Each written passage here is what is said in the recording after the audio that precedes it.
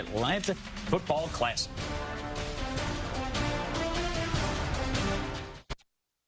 To Georgia for the Atlanta Football Classic.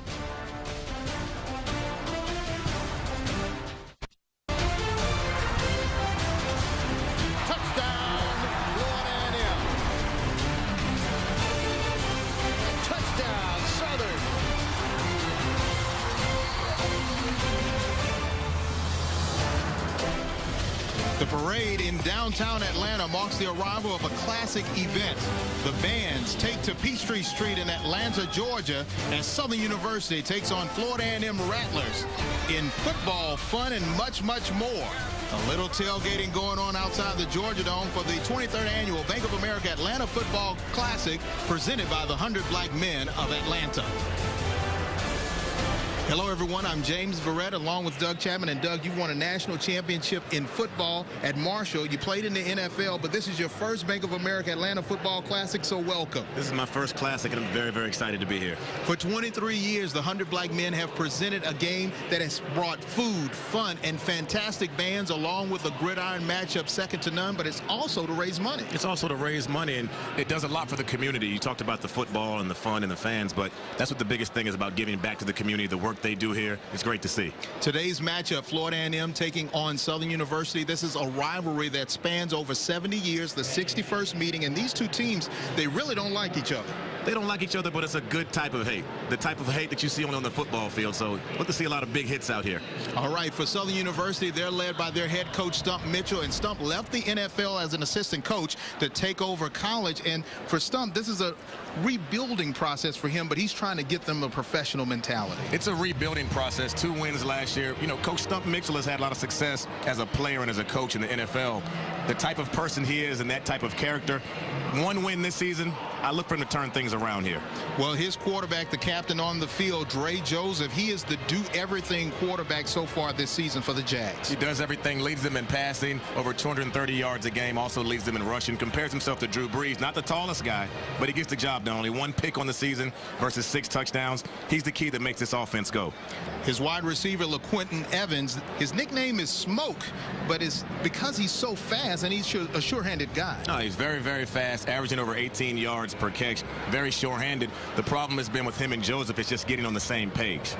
Defensively for the Jaguars, they're led by Jamie Payton, and he was a SWAC Defensive Player of the Week because not only does he bring big hits, but he makes something happen otherwise as far as turnovers. He's the heart and soul of this defense. We talk to coaches and we talk to him. He does a lot off of the field. You see his numbers on the field, but he gets guys rallied around him, watches extra film, makes guys work out.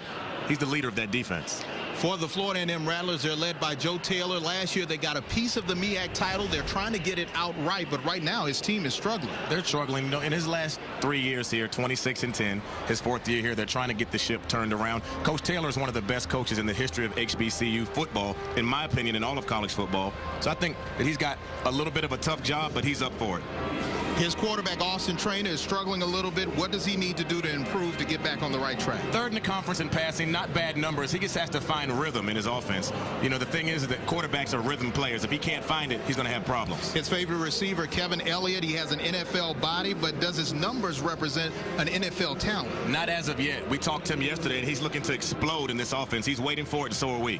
Defensively, they're led by John Ojo. He'll have a tough go of it because Southern likes to pass the ball a lot, but he steps up and makes big plays. He's a ball hawk, 2 interceptions this year. He should be busy in this pass-happy type of football game. But the thing with him is he'll also come up and he'll hit you in run support.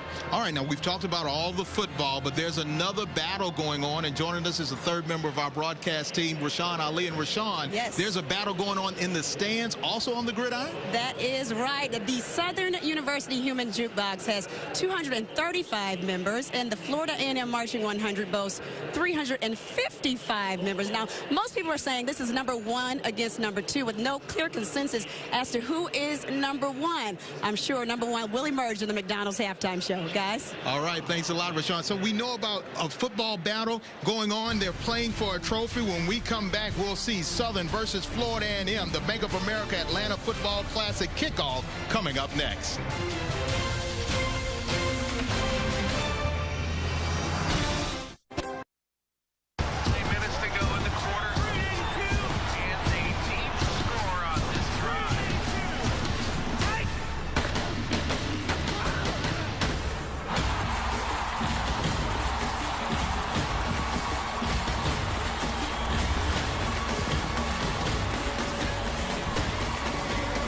And welcome back to the Georgia Dome here in Atlanta, Georgia.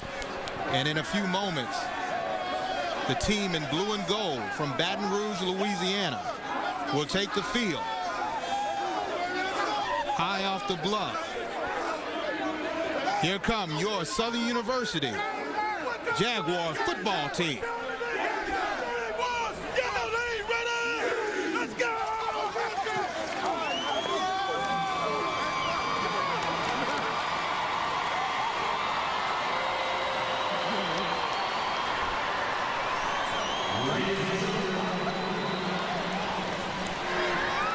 And here come the Florida A&M Rattlers from Tallahassee, Florida.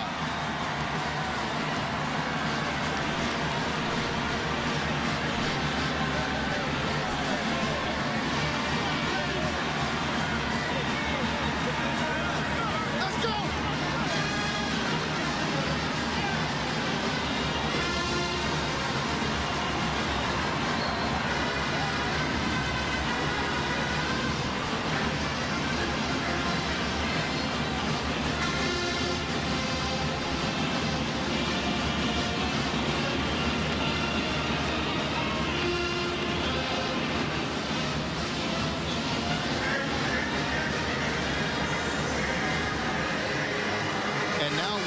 Down to our public address announcer, Wayne Walker.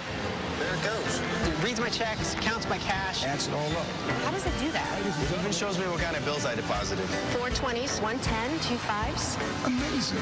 Look, there's a check right on the receipt. Genius. Fast, easy. I could get used to this. Quick and easy ATM deposits with Bank of America. Ladies and gentlemen, please join us for the presenting of colors, followed by the national anthem. The colors are being presented by the U.S. Army Color Guard. Today's Color Guard features soldiers from the Southern University ROTC program. Cadet Kilpatrick Wells, Cadet Ayanna Williams, Cadet Tiffany Spears, and Cadet Anthony Antoine.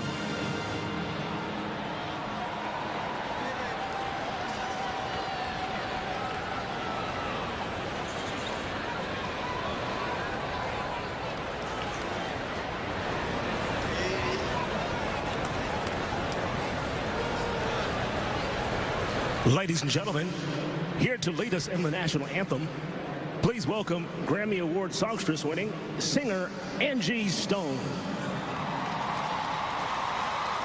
Oh, say, can you see by the dawn's early light what so proudly we hailed at the twilight's last gleaming, whose broad stripes and bright stars through the perilous fight o'er the ramparts we watched were so gallantly streaming, and the rockets' red glare, the bombs bursting in air, gave proof through the night that our flag was still there.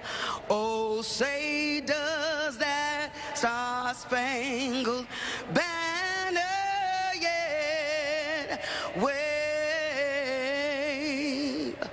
o'er the land and of the free and the home of the brave.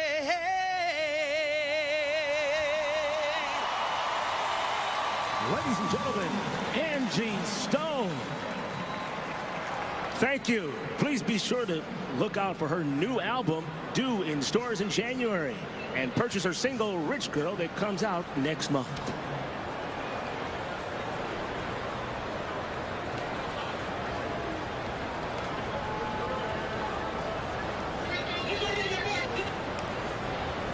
Now, please, ladies and gentlemen, stand for today's invocation given by Mr. Kenneth Payne, chaplain for the 100 Black Men of Atlanta.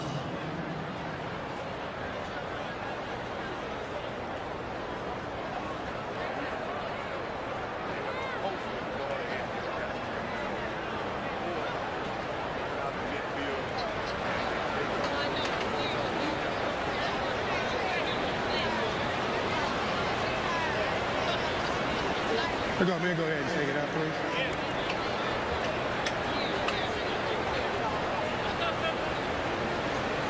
Good luck to you, man. Southern is the visiting team. They're going to call the toss, right? The helmet is head. The referee is tail. What are you going to call him, Captain? What did he say? All right, let's see what we got, man. All right, we got a tails. We agree? Agree on tails? Your choice, Captain. Both teams at the 50. You want to receive. Which way do you want to kick? Okay. Turn your back. Over here with me. Southern has won the toss and will receive.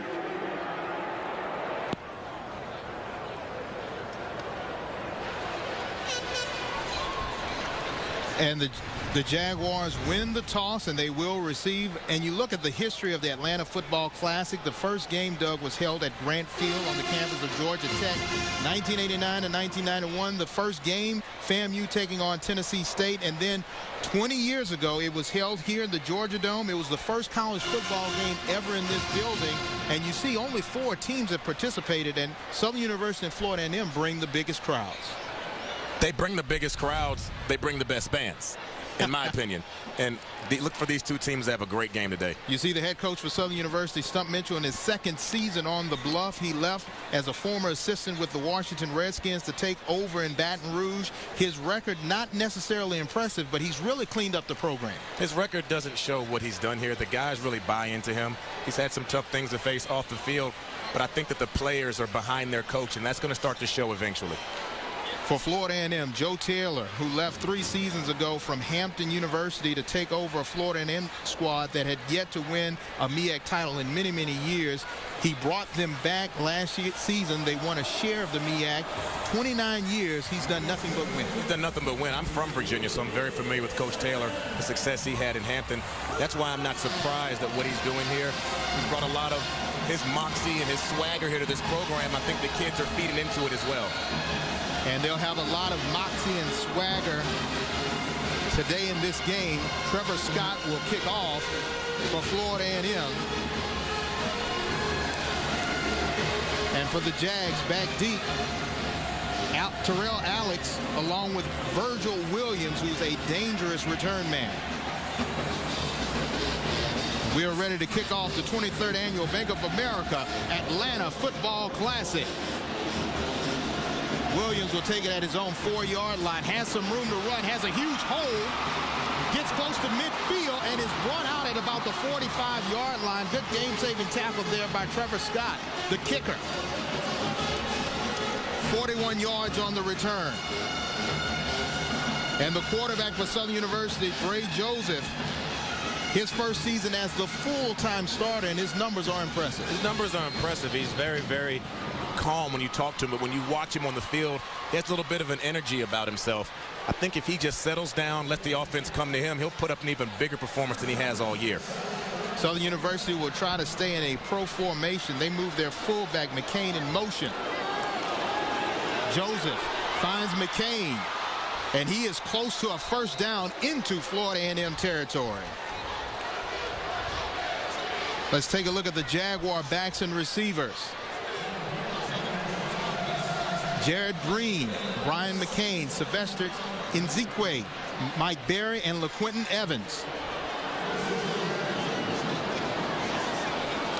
Give to Nzikwe. He breaks the line of scrimmage, has enough for the first down for the Jaguars.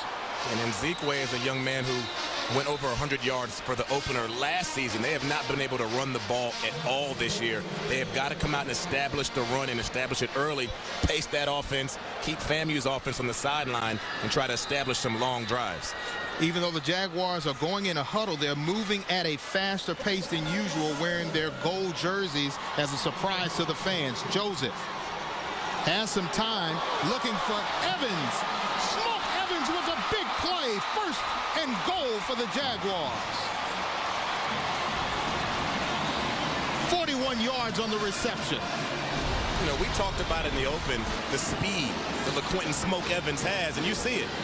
Quarterback has plenty of time. He sets up It's just man-to-man coverage. There's no safety over the top. He does what a receiver his size and with that type of ability is supposed to do. You beat your man off the line, find the football, come down with it. Big play for Southern. First and goal from the 2. Nzikwe breaks the line of scrimmage. Touchdown, Jaguars.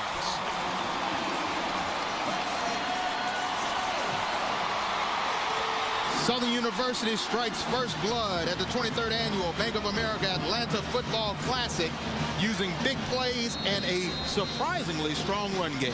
And we talked about it amongst ourselves. The team that can run the football better should be able to win this football game. And so far, Southern came out on that first drive established. That's what they want to do. Matthew Hill to kick the point after. Kick is up, and it is good. With 13:43 left to play, the Jaguars knock the Snakes back on their rattle, so to speak, as Smoke Evans and company make big plays and have a 7-0 lead.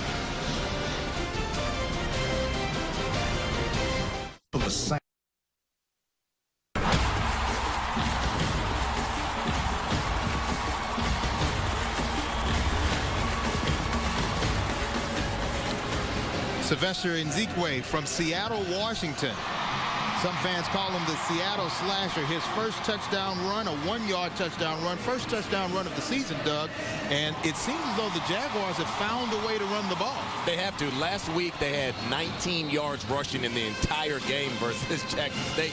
So the thing is, they're looking to come out and establish the run, establish it early, slow down the pace of the football game, and then let their passing game be set up by the run. To kick for Southern University, Manuel Canto.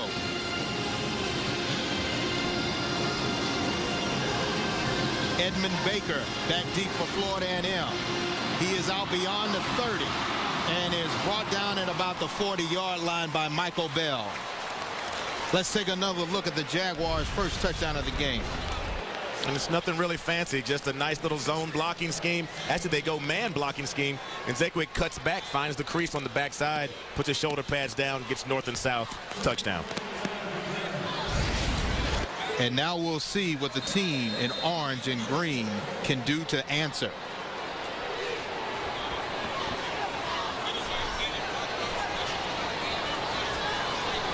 They're led by their quarterback, Austin Traynor. He'll start under center. Give to Eddie Rocker. Rocker breaks one tackle and brought down not before he gains about 6 yards. Austin Traynor, the young man, just a sophomore from Tallahassee, Florida. His numbers so far this season not necessarily impressive for a starting quarterback. They're not eye-popping. You look at that interception number. You don't like to see that anywhere close to your touchdown number. You want to get those interceptions down, but that will come with time. He has to settle down, stop trying to force plays, and let the offense come to him. Rattlers bring a fullback in Roland Jackson. Rocker gets to the line of scrimmage and is brought down by a sea of gold jerseys. Take a look at the starters for Florida A&M. Timms, Ronald Jackson, the big fullback, Eddie Rocker, Michael Etheridge, and Kevin Elliott, the dangerous receiver. Your linemen, Moreland Robinson, Anthony Hartley, and Brandon Curry on the right tackle, the big senior. 3rd down and 4. Conversions have been a struggle for Florida A&M. Only 24% on the year. They'll try to spread it out, bringing in 4 wide.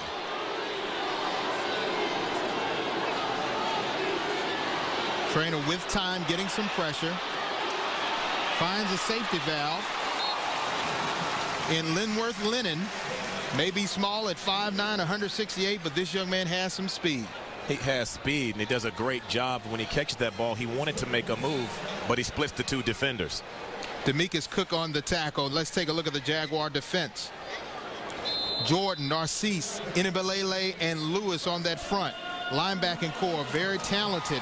Dietrich, West, and Payton, and the defensive backfield led by Virgil Williams. 1st down and 10.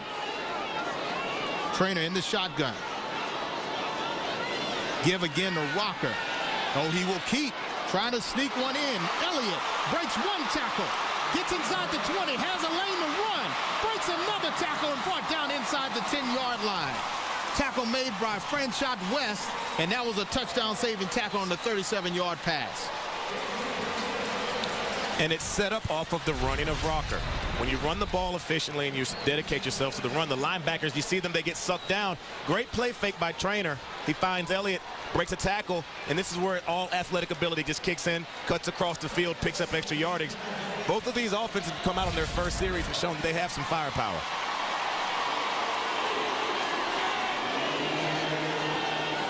Give to Rocker.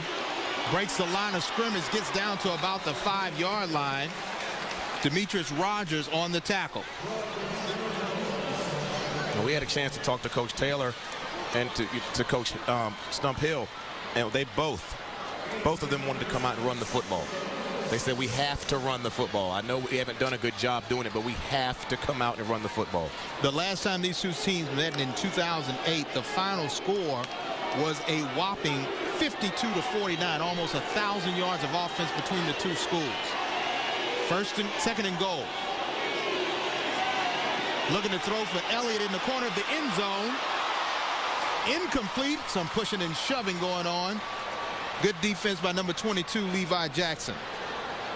If they're going to give you that look out there in man coverage, you see out there, if he's going to give you that look, man coverage, you've got to take advantage of. Your quarterback's got to take a shot. You got a guy that's bigger than the defender, put the ball up there. Not a bad pass, let him a little bit. But if you see that mismatch, you have to try to take advantage of that offensively. Third and goal, ball on the 6-yard line.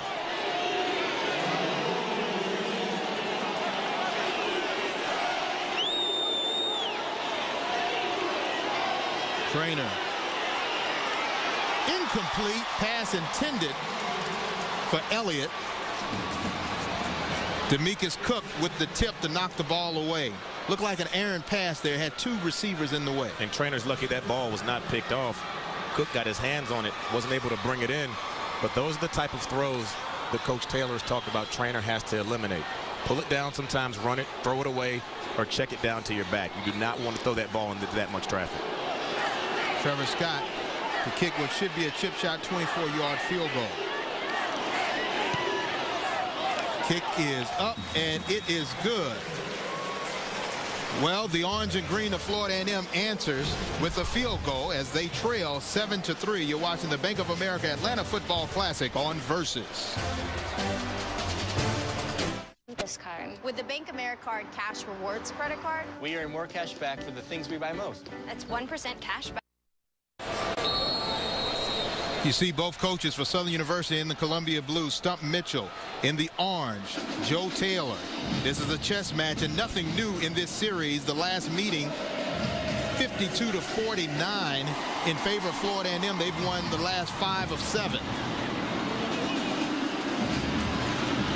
Alex on the return. He gets another big return down to about the 37-yard line. Tackle made by Devin Roberts for Florida A&M. 20 yards on the return. There's been some good returns on these kickoffs. There's been some it's very good kickoff return teams or just poor coverage coming down the field.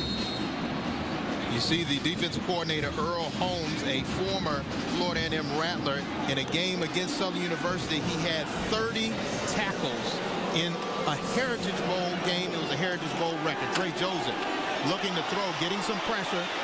Throws the ball out of bounds, intended for Smoke Evans. But you see that pressure from the speed defense of the Rattlers. Not just the pressure. When they get that pressure into a guy that's 5'11's face, it takes away 80% of the field. He has to run out of the pocket. Taller quarterbacks can step back and still see the field, but with him at that height, that pressure up the middle is going to cause him problems. 2nd and 10 for the team in blue and gold.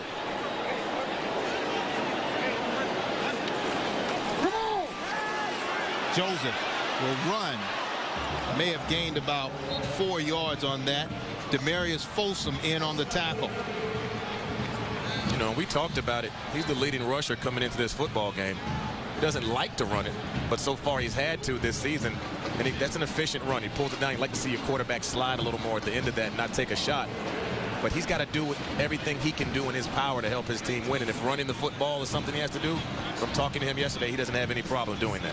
They gave him 8 yards on the carry, which brings up a 3rd and short. Third down conversions have been horrible for the Jaguars this season, less than 20% on the year. Southern quick to Nzikwe, has a lot of room to run, first down and more. And he is knocked out of bounds in Rattler territory at the 4-yard line, making a touchdown-saving tackle, Marvin Ross. 15 yards on that reception. And I like the play calling here by Stump Mixel and company. Everyone's bunched down inside. Get a quick pass. It's nothing but a long handoff to your running back. It's a long toss out there. And there's nothing but green grass or green turf out there. Picks up the first down. 1st and 10 from the 40-yard line of the Rattlers. Joseph staying in the shotgun.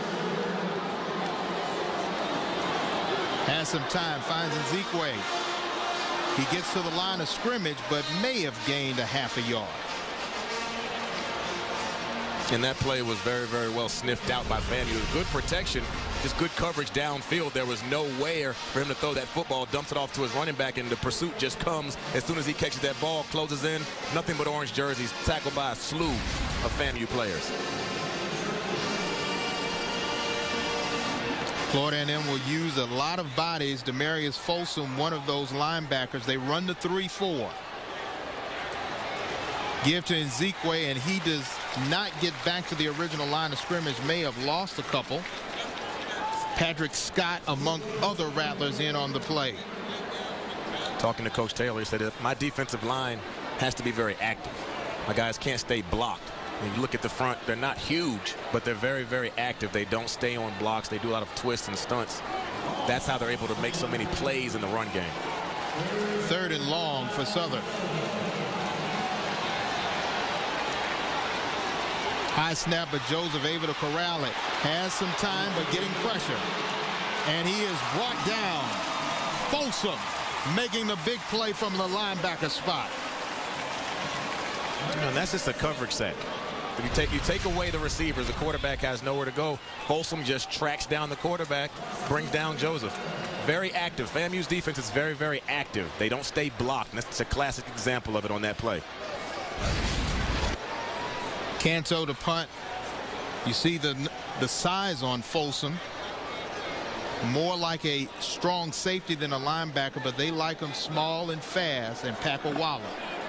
Back deep, Jarrell Stewart for Florida A&M. Canto. Fair catch is called. Catch made at about the 15-yard line. That's where the orange and green of the Rattlers will take over. When we come back, we'll see if the Rattlers can once again march down the field and see if they can get in the end zone for the first time this game. TireRack.com is... You see the Florida A&M marching 100. In actuality, they have over 400. You see the Southern University Human Jukebox over 200 strong. They'll come up at halftime. McDonald's is deeply rooted in the community and proud to sponsor the Thurgood Marshall Scholarship Fund, and they are also the sponsors of the halftime show, which is more than a show. It is a battle to see who has the superior band, not only in black college athletics, but also nationwide. And that's one of the reasons I'm excited, not about just the game, but the halftime show. I'm looking forward to seeing who prevails in the battle of the bands. So are you saying at Marshall University the Thundering Herd band doesn't play like this? Well, see, I was on the field, so I couldn't pay attention to that. And at halftime, I was in the locker room. So okay, that's your excuse. That's my excuse. Okay, I just wanted to make sure that's your official excuse. 1st and 10 for Florida A&M. At their own 15. Trainer, quick pit. He will keep on a reverse. Trick play and a big hit. Levi Jackson on the tackle. Elliott on the hit. And on the carry, Edmund Baker. A surprise change there. They brought in a special receiver to make a special play. They fake the toss and give the end around to Baker. Great block by Elliott to spring him to pick up another 6 to 8 yards. but I like the creative play calling right now from FAMU. Actually, both teams have been very, very creative in their play calling. 12 yards on that carry.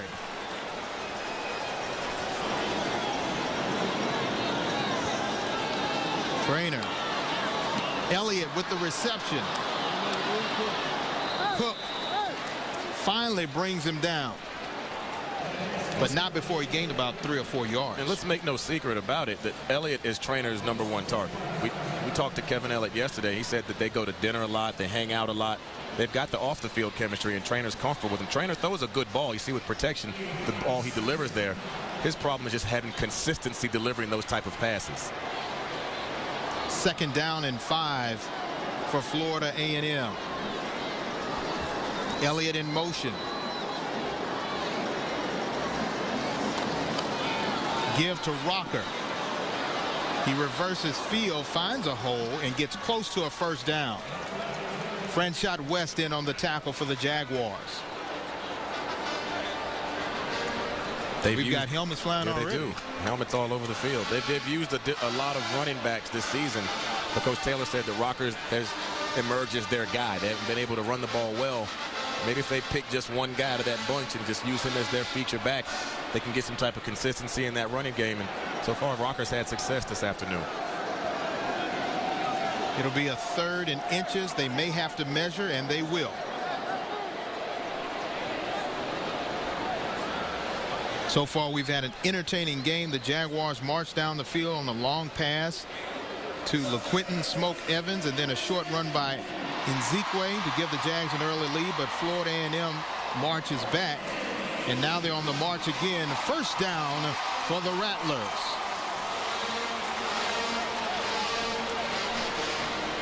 And the Rattler faithful really want something to cheer about, and they would love to see Trainer and the rest of the Rattler squad get into the end zone for their 1st touchdown of the game.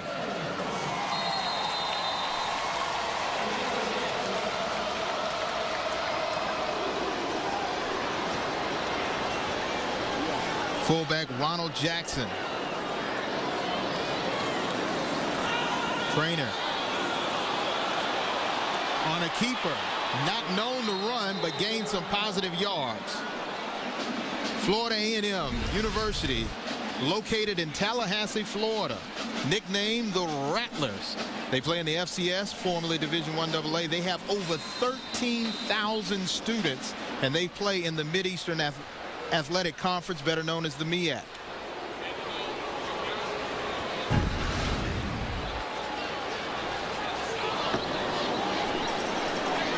Second down and 6.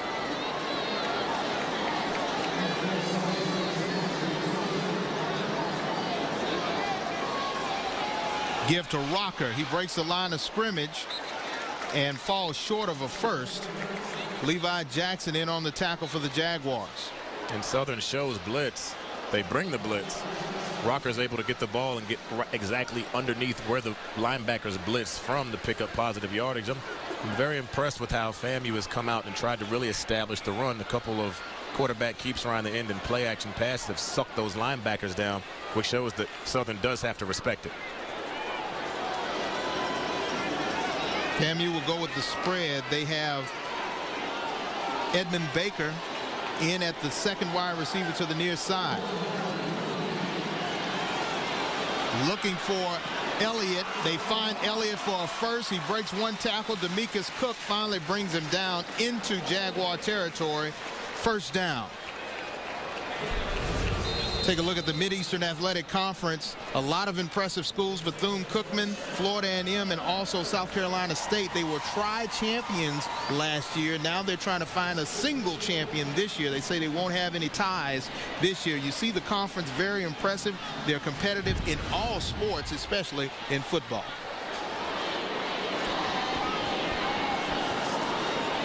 Trainer looking for Timms. Right off the fingertips of Brian Timms, 6'3", 210 redshirt senior from Fort Lauderdale. And there's a flag on the play on the far side of the field. We talked about Trainer, the little things, just putting the right amount of touch on this pass. He wished he could have had this one back.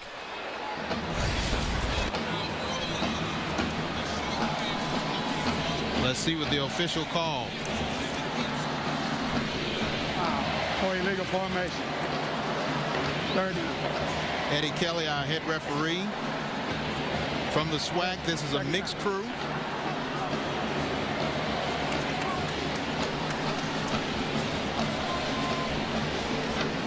Second down and 10.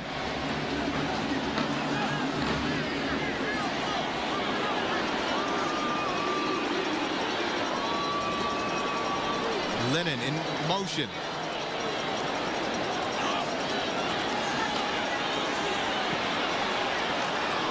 Finds Baker, and Baker is found by Balancier, who makes a big hit. Anthony Balancier. They go 4 wides. They come out showing man pre-snap. They drop to a zone.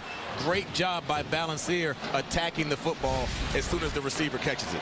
Balancier was moved to defensive back at the first game, but quickly moved back to his natural position, he feels, at linebacker. Third down and long.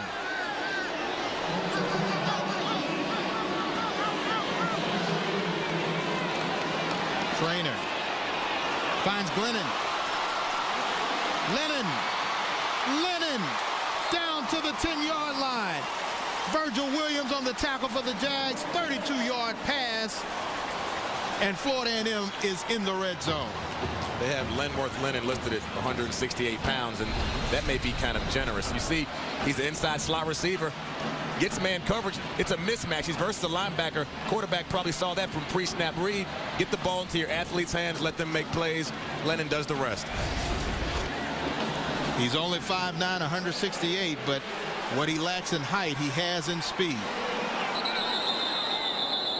And Southern University quickly calls a timeout. They don't like what they see. When we come back, we'll see if Florida A&M can punch it in for their first score touchdown of the game. You're watching the Bank of America Atlanta Football Classic on Versus.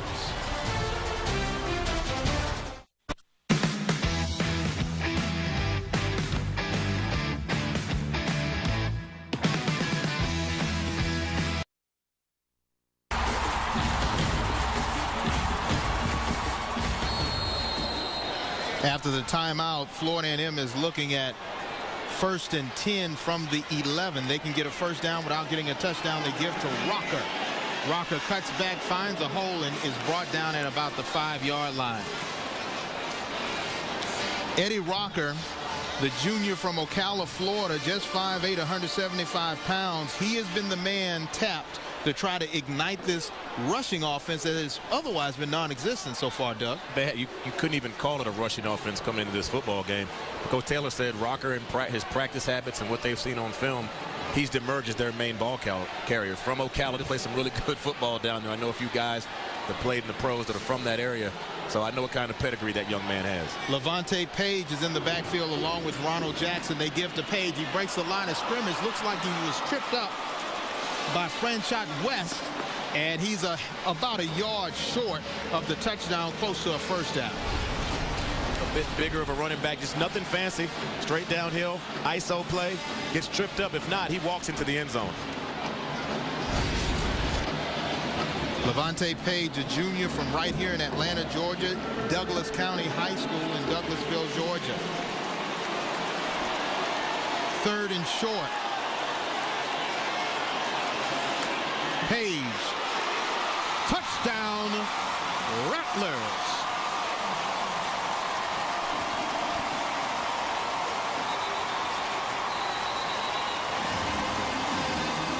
And the Rattles shake here in the Georgia Dome.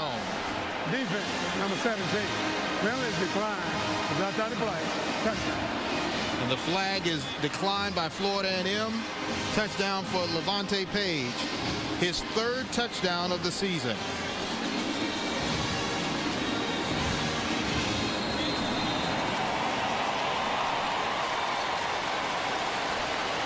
Trevor Scott for the point after attempt.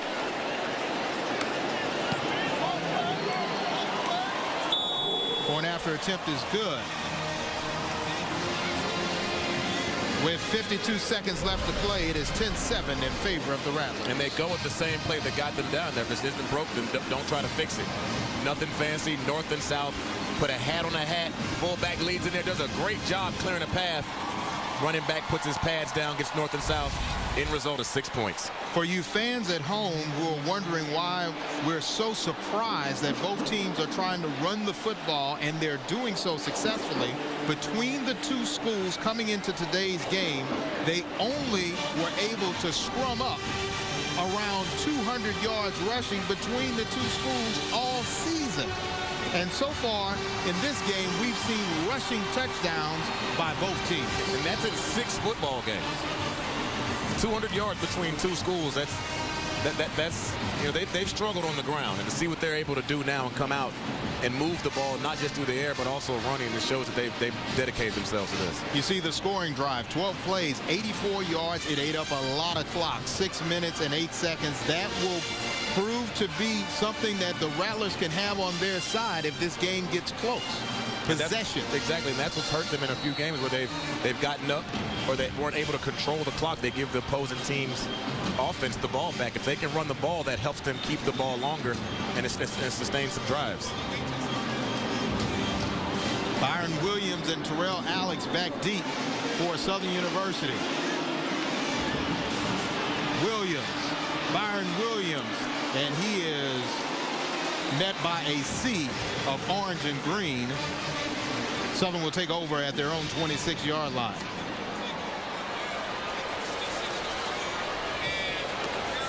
.45 seconds left to play. Doug Chapman, this is your first Bank of America Atlanta Football Classic presented by the 100 Black Men. How do you like it so far? I'm loving it so far. Up and down the field action. We didn't expect to see any running.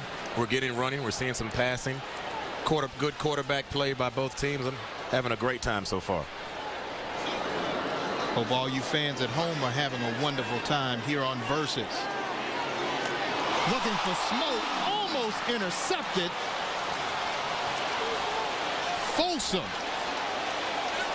one of those 4 linebackers, and Joe Taylor's like, can you catch the ball, please? And just as I talk up the quarterback play, you see him, he catches a quick, great job by Folsom just sitting in the zone. He had no receiver to cover. He drops in his zone, and you just read the quarterback. His eyes would throw that out the entire time. He's lucky Folsom doesn't take that back to the house. Joseph still trying to pass it, finds a receiver, has some room to run. Doss on the reception, 6'2" sophomore Lee Doss, 15 yards on that play.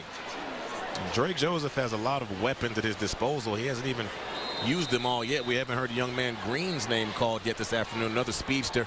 But Lee Doss is another one of those guys that can throw the football to, get him in some space, and he can make big plays. Stump Mitchell likes Joseph because he shows his maturity and he's able to spread the ball out to everybody. It seems as though he never has a favorite. Fort in motion, the running back, looking for a receiver, in and out of the hands of Mike Berry. Incomplete.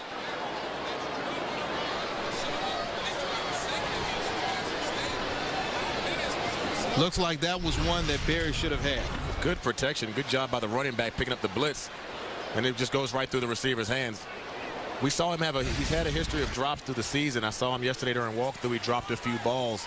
That's the only knock on him. Very explosive, but sometimes drops the easy ones. 2nd down and 10. Joseph finds Doss. Doss is into Rattler territory. Enough for the first down. Ross on the tackle. We come back, we'll see if the Jaguars will continue the end of the first quarter. Bands and football here at the Georgia Dome at the 23rd annual Bank of America Atlanta Football Classic. 10-7 is your score. So at our company, we...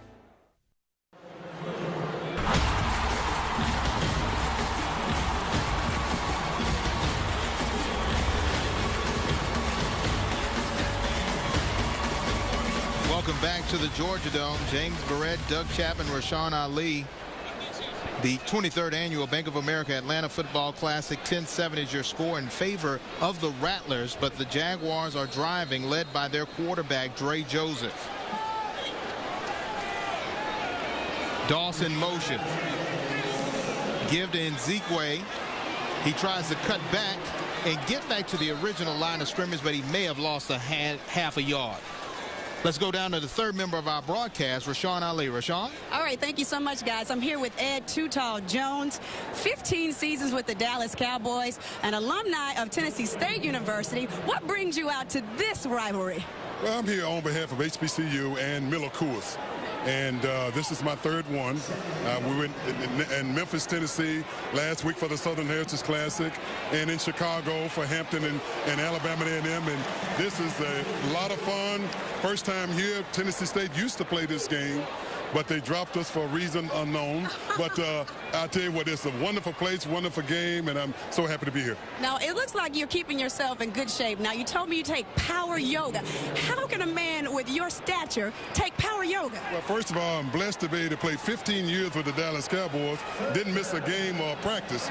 But then once it was all over, I had to do something to stay active, so I took up power yoga, and I go to the gym 3 days a week, and I'm a big cyclist. Well, you know what? You were a first-round draft pick, 1974, so you're a believer that the league will find you anywhere. They found you at Tennessee State University, so you're a believer that the league will find you anywhere. That's right. Yeah. I went to a Division II school, and I do recruiting for Tennessee State, and it's kind of hard now to get the true horses, and you have to have horses to win. But I let them know that you don't have to go to a major college to be recognized. You know, they can, if you are a player and have the heart and the desire to play the game, they will find you. So all of you young athletes out there that's considering what college you want to attend, call me and let me tell you about Tennessee State University. All right, well, we're talking about FAMU and Southern here right now. Thank you so much, Ed. Back to you guys. High drama here on the field. Thanks a lot, Rashawn. A block punt off of a low snap, and Florida A&M has the ball. Justin Davis on the recovery. And Baker with the block. You see the bobble snap. The snap was good. He just doesn't look it in. And that's with the type of speed FAMU has at all positions, basically. That little bit of hesitation is all it took. You get a defender back there, goes right to, does the right job, goes to where the ball is going to be kicked. Does not attack the punter, attack the foot where the ball is going, blocks it, does a great job. Now the Rattlers have the football back with great field position. Edmund Baker, 5'10", 185 pounds from Miami. He's also had a big play on a reverse. Now we have stoppage of play, and they're ready to get it started.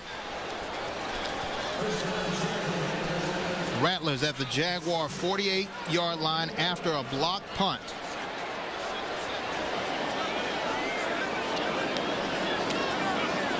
Trainer with time.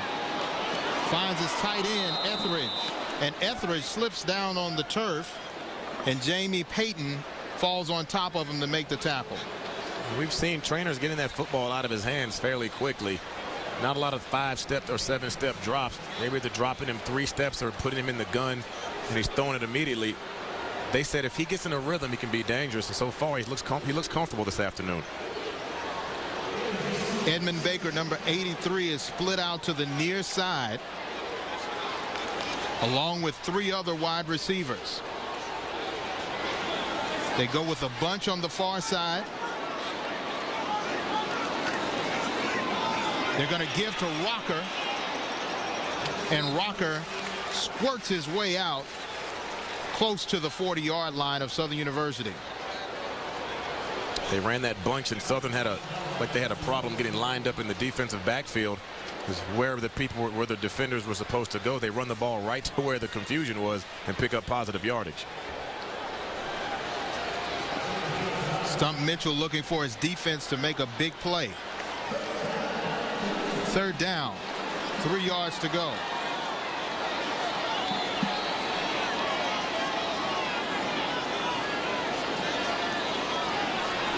Trainer finds Elliott.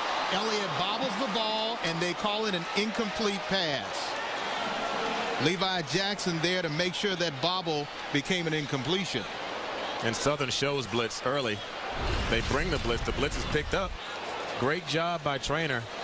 Just Elliott couldn't bring this one in. I think he was thinking about running with this one before he actually caught it. Elliott definitely wants to have that one back.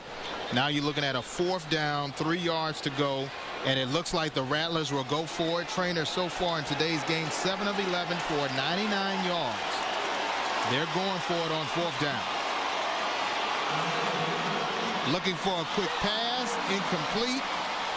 Virgil Williams with the big defensive play, and the Jaguars get the ball back on downs.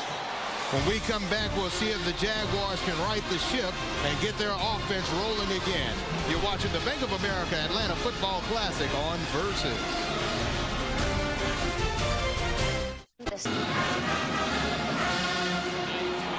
Welcome back. You just heard the Human Jukebox Southern University Marching Band.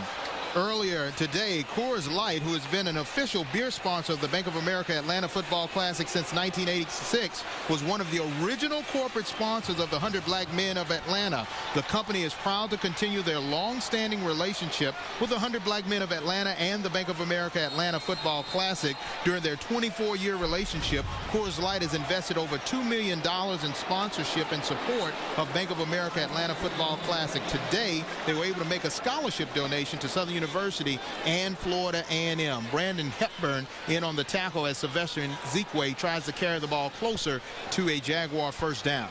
They're going to try to soften up the inside of that FAMU defense to open up the passing lanes. Just because you don't get big yardage when you run the ball doesn't mean you go away from it. 2nd down. 7 yards to go for the blue and gold. Joseph going deep, looking for Berry. He finds Berry. Touchdown, Southern.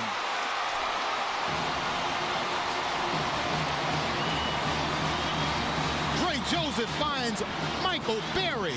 56-yard touchdown strike to regain the lead.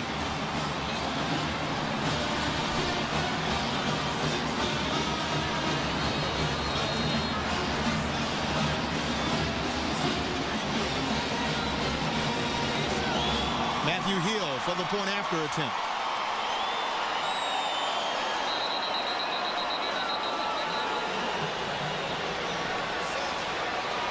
And there's a stoppage of play.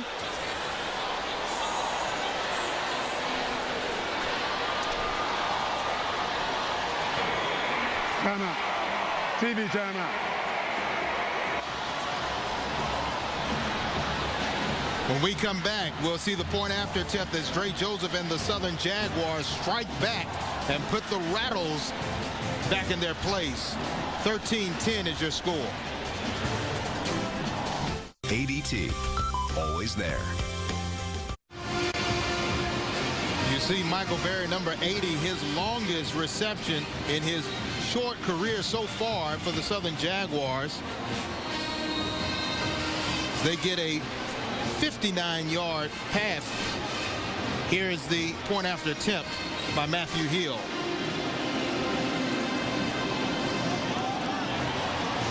And the point after attempt is no good. But let's take a look at a positive play for the Jaguars. That long 56-yard touchdown pass from Joseph to Berry. And they give Drake Joseph time to scan the field. He doesn't stare down his receiver. And he can see Berry streaking down the field. Not sure if they were in cover 2 on that play or not, but he got behind everyone. Just comes off the line of scrimmage untouched. You can't let a receiver with that type of ability. You got to put hands on him in that first 5 yards. You can't just let him run.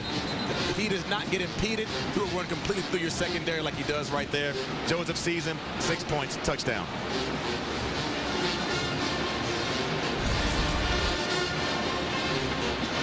Coming up at halftime, the McDonald's halftime show. McDonald's is deeply rooted in the community and a proud sponsor of the United Negro College Fund. We will see the Southern University Human Jukebox and the Marching 100 of Florida A&M as they do battle on the gridiron to see who has the best band. So just as many fans are here to watch both teams battle it out in football, about the same amount are here to watch the battle of the bands. Canto to kick off.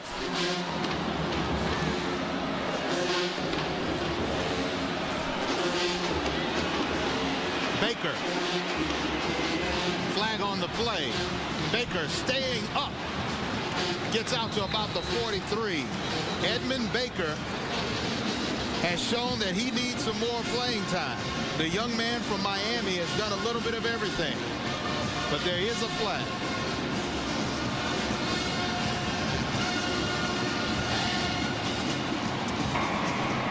On the return, holding, number 60 of the return team. 10-yard penalty, first down. That'll push him back inside there at 40, and I know Coach Taylor, he does not like errors at all. Especially in your special teams unit when it's offense, defense, special teams, the three phases of the game, and you hate it when you get a solid return like that and you march backwards. It takes a little momentum from your team. That's the first penalty of the game. You see the scoring drive, 2 plays, 59 yards, 41 seconds for the Jaguars. Can Florida A&M answer?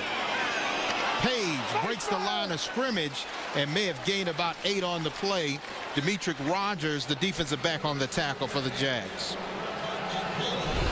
And nothing fancy up front. Coach Taylor said they tried to run a lot of zone, and they said they're going to go back to man-on-man blocking, put a hat on a hat. A little bit of a face mask on the end of that play, but nothing fancy on that play. Levante Page puts his foot in the ground, finds a hole, gets north and south, picks up 9 yards. Second and short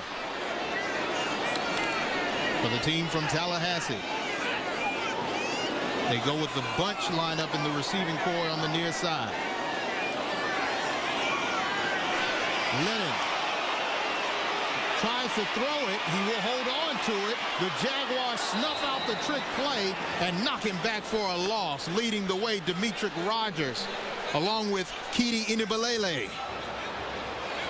It looked like he wanted to throw, but he didn't. Well, a lot of times you'll see these plays and a running back or receiver will get out there. He knows he's not going to throw that football. He does that to try to slow down the little bit of the rush, try to pump fake, get the guy to stop their feet. Southern's not buying it, bring him down for a loss. Third down, 3 yards to go.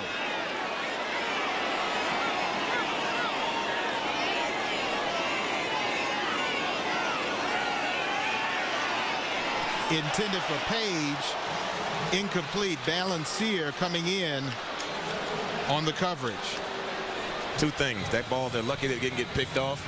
And if I'm the running back, I'm glad I didn't catch that ball because Balancier had him in his crosshairs and would probably have taken his helmet off if he hit him. Now, Coach Taylor during the press conference did say if Traynor looks like he can't get it done, he will pull him and put in the freshman quarterback Damian Fleming, who a lot of fans would like to see in this game. Holdren with the punt. Virgil Williams will let it bounce. He takes it at his own 10. He eludes one tackler, but is eventually brought down. Tackle made by Justin Davis. When we come back, we'll see what the Jaguars can do with the football. They have a 13-10 lead.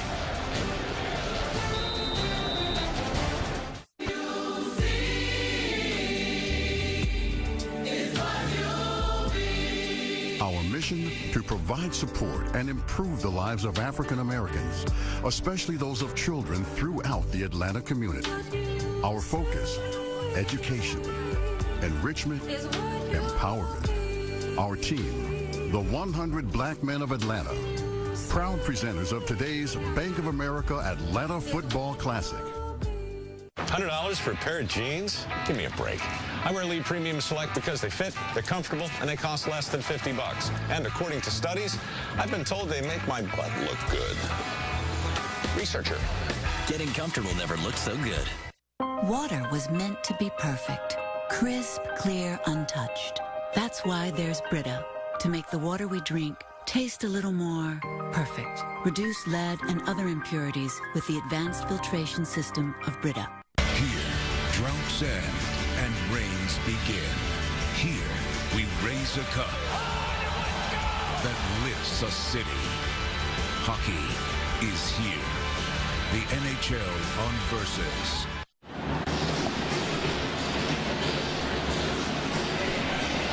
Welcome back to the Bank of America Atlanta Football Classic.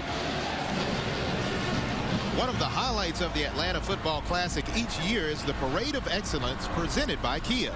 The parade went right down Peachtree Street with over 3,000 participants. Top performances was a Southern University jukebox and the Florida A&M Marching 100.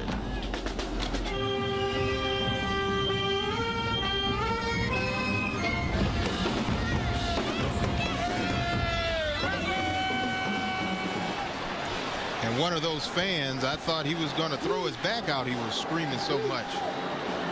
1st and 10 for the Jaguars. Flag will stop all play. Looks like it'll go against Southern University. Our head referee today, Eddie Kelly from the SWAC. 82 it off. 5-yard penalty. First down. That goes against LaQuinton Smoke Evans.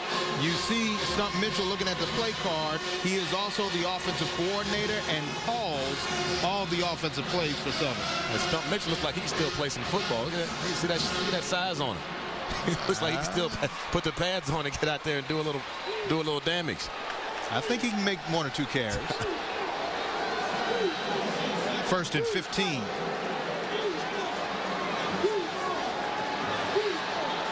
Long pass. Reception. Jordan Bilbo. First down for the blue and gold. Jarrell Stewart on the tackle. 34 yards on the reception. And it starts with the protection. You give your quarterback, a great quarterback like Dre Joseph, protection. He can find a guy running a little corner route, wide open. They're finding the soft spots of the field where the safeties aren't.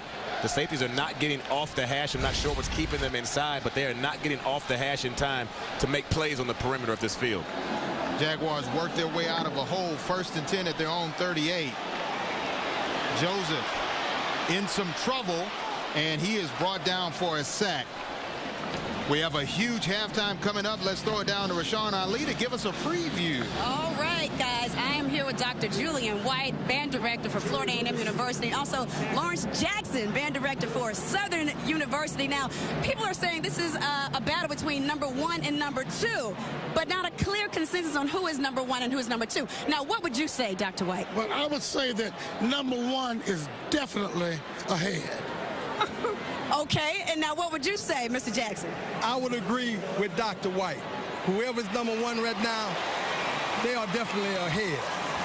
Okay, all right, tell me a little bit about your friendship over the years. Well, we go way back. I've known Mr. Jackson for about 15 or 20 years. We're a great band.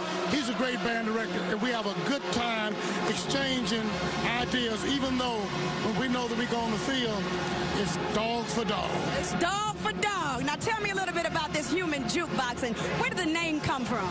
Well, first of all, the name come from some 40 years ago when we were playing selection after selection. And I'm thinking FAM or either Grambling actually gave us the name, the human jukebox.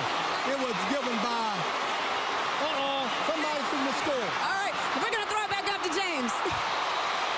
A big play by Florida A&M, an interception by number 33, Anthony Shutt, a 46-yard return, and the Rattlers are in business in the red zone of Southern University. And Dre Joseph only his 2nd pick of the season, and there is a flag on the play. Blocking the back, number 98 of the return team. 10 yards on the spot of the flag. First down.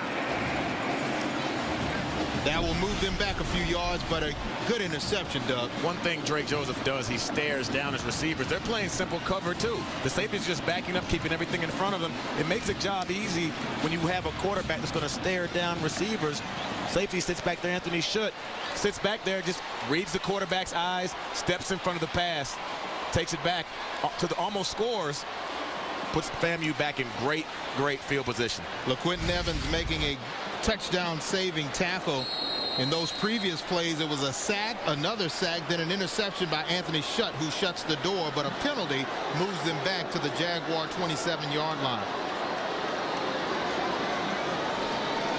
Rocker on the carry, and he goes nowhere fast. May have gained a half a yard. Jamie Payton in on the tackle for the Jags. We talked about Jamie Payton, very active. Let's see if he and this defense can put together a stop to force FAMU to either turn the ball over or attempt a field goal.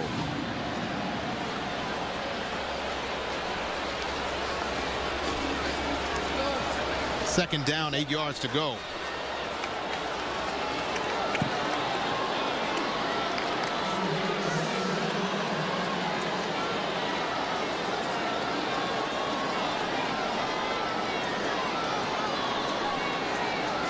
After a long count, Trainer looking to throw, looking for Elliott. It was up for grabs. Levi Jackson, he may be short, but he has a good leaping ability, able to jump up with the 6-foot-tall Elliott. Jackson stands 5'10", going against a defender almost 5 inches taller than him. It just stays with him. The thing I'm impressed with is he didn't interfere. He didn't take his offhand and grab the receiver. Plays the football well in there. Oftentimes you'll see a defender, they'll get a little nervous there and grab the wide receiver. Does a great job playing the ball. Excellent defensive play. Third down. The defense has stepped up big for the blue and gold. Florida A&M looking to throw. Trainer finds Elliott. Rogers on the tackle, but not before a first down for the Rattlers.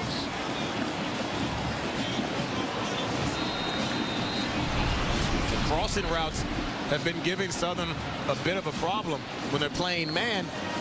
Great job by Trainer just finding his receiver. Finds a spot in the zone where the defenders aren't. Steps up, delivers a nice strike, picks up big yardage for FAMU.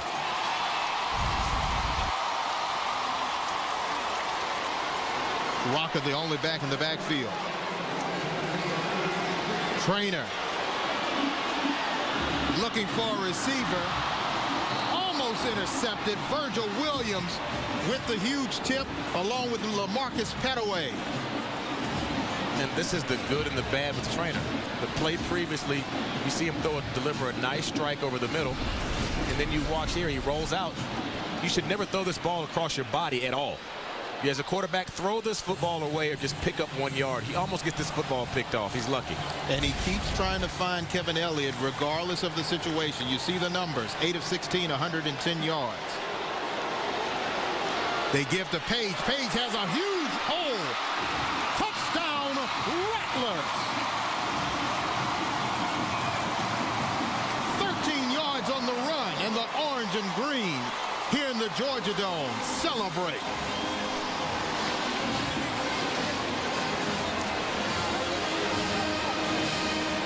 Coach Taylor said we want to run the football, and they've come out this evening and they've shown that they are going to run the football. Levante Page, his 5th touchdown of the season, 2nd of the game. Point after attempt is up, and it is good with 5:55 left to play. We have a scoring fest going on here in the Georgia Dome. 17-13. Page with the touchdown. Your 2:30 canceled. Are you forgetting something? My breakfast. Get me something delicious, something wholesome. Okay. Okay, I got some tasty choices. Fruit and maple oatmeal, an egg McMuffin, fruit and yogurt parfait, fruit and walnuts, and they're each 300 calories or less. Get out of here. Good job. The simple joy of a delicious breakfast. She's in a really good mood. Engines are tuned. So are Mobil 1 motor oils. Tuned for blistering performance. Tuned for everyday extremes. And with Mobil 1 Extended Performance, tuned to keep your engine running like new for up to 15,000 miles between oil changes. Mobil 1 Extended Performance, from the motor oil brand designed to keep your engine running like new.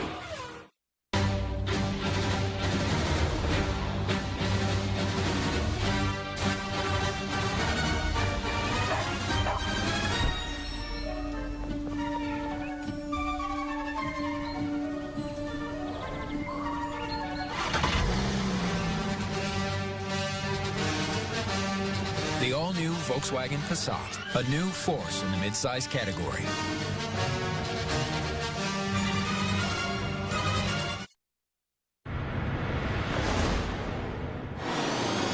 The 100 Black Men of Atlanta put on the Classic Robotic Challenge Invitational presented by Georgia Power.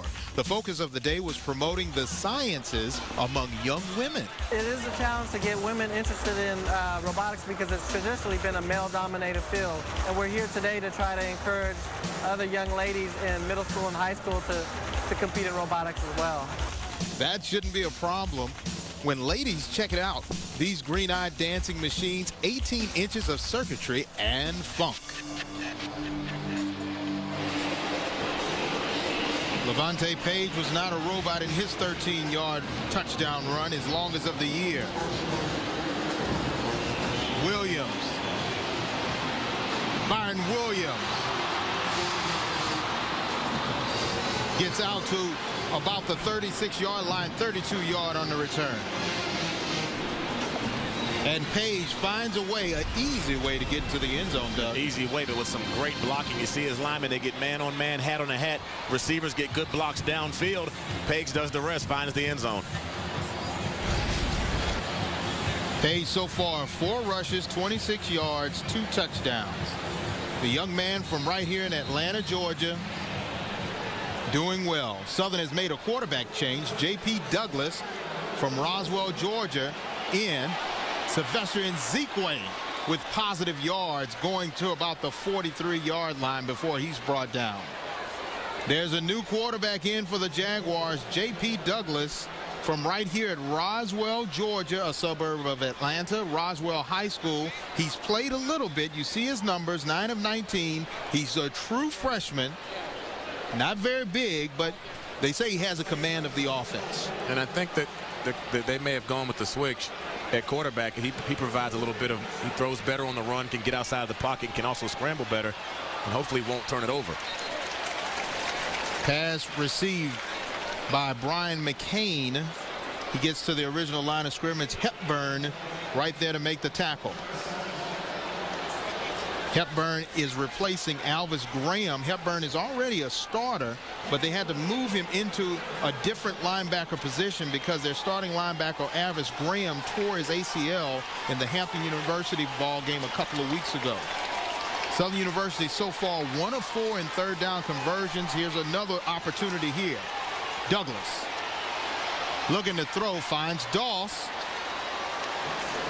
Reception made at midfield, first down for the Jaguars. And they've got Douglas listed at 6'1". I think that's being a bit generous. He's a little shorter than that, but he throws the ball well from the pocket. You see him deliver a nice strike. For him to be able to get out of the pocket and make plays with his legs, he doesn't always have to do that. He will sit back there and throw from the pocket. I'm surprised that they made a quarterback change this early, but Douglas so far looks good. First down at midfield. Intended for Doss, but incomplete. Now you see Joseph, he still has his helmet on. He most likely will be coming back in the game, and you see he's still studying, still checking the plays that are being called. We talked to him yesterday. I could see that in his mentality that he's a student of the game. You know, a lot of quarterbacks, sometimes it takes a while for it to sink in, but he's definitely mastered this offense, understands this offense, and even though he's not in right now, he's still thinking like he's in the game. Quick give to Brandon Rice. Goes nowhere fast. Jaguars will use a lot of different personnel, a lot of different bodies. Rice right now is the third running back used in the first half. And this has been Southern's Achilles heel this season, is getting into third down and long situations that have slowed down drives. Let's see what they can dial up right here.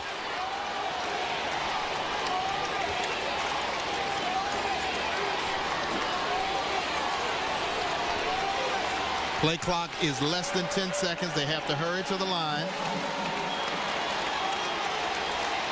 Douglas gets the play off, finds Doss. Doss tries to break a tackle. He gets a first down and drags a few orange and green jerseys with him.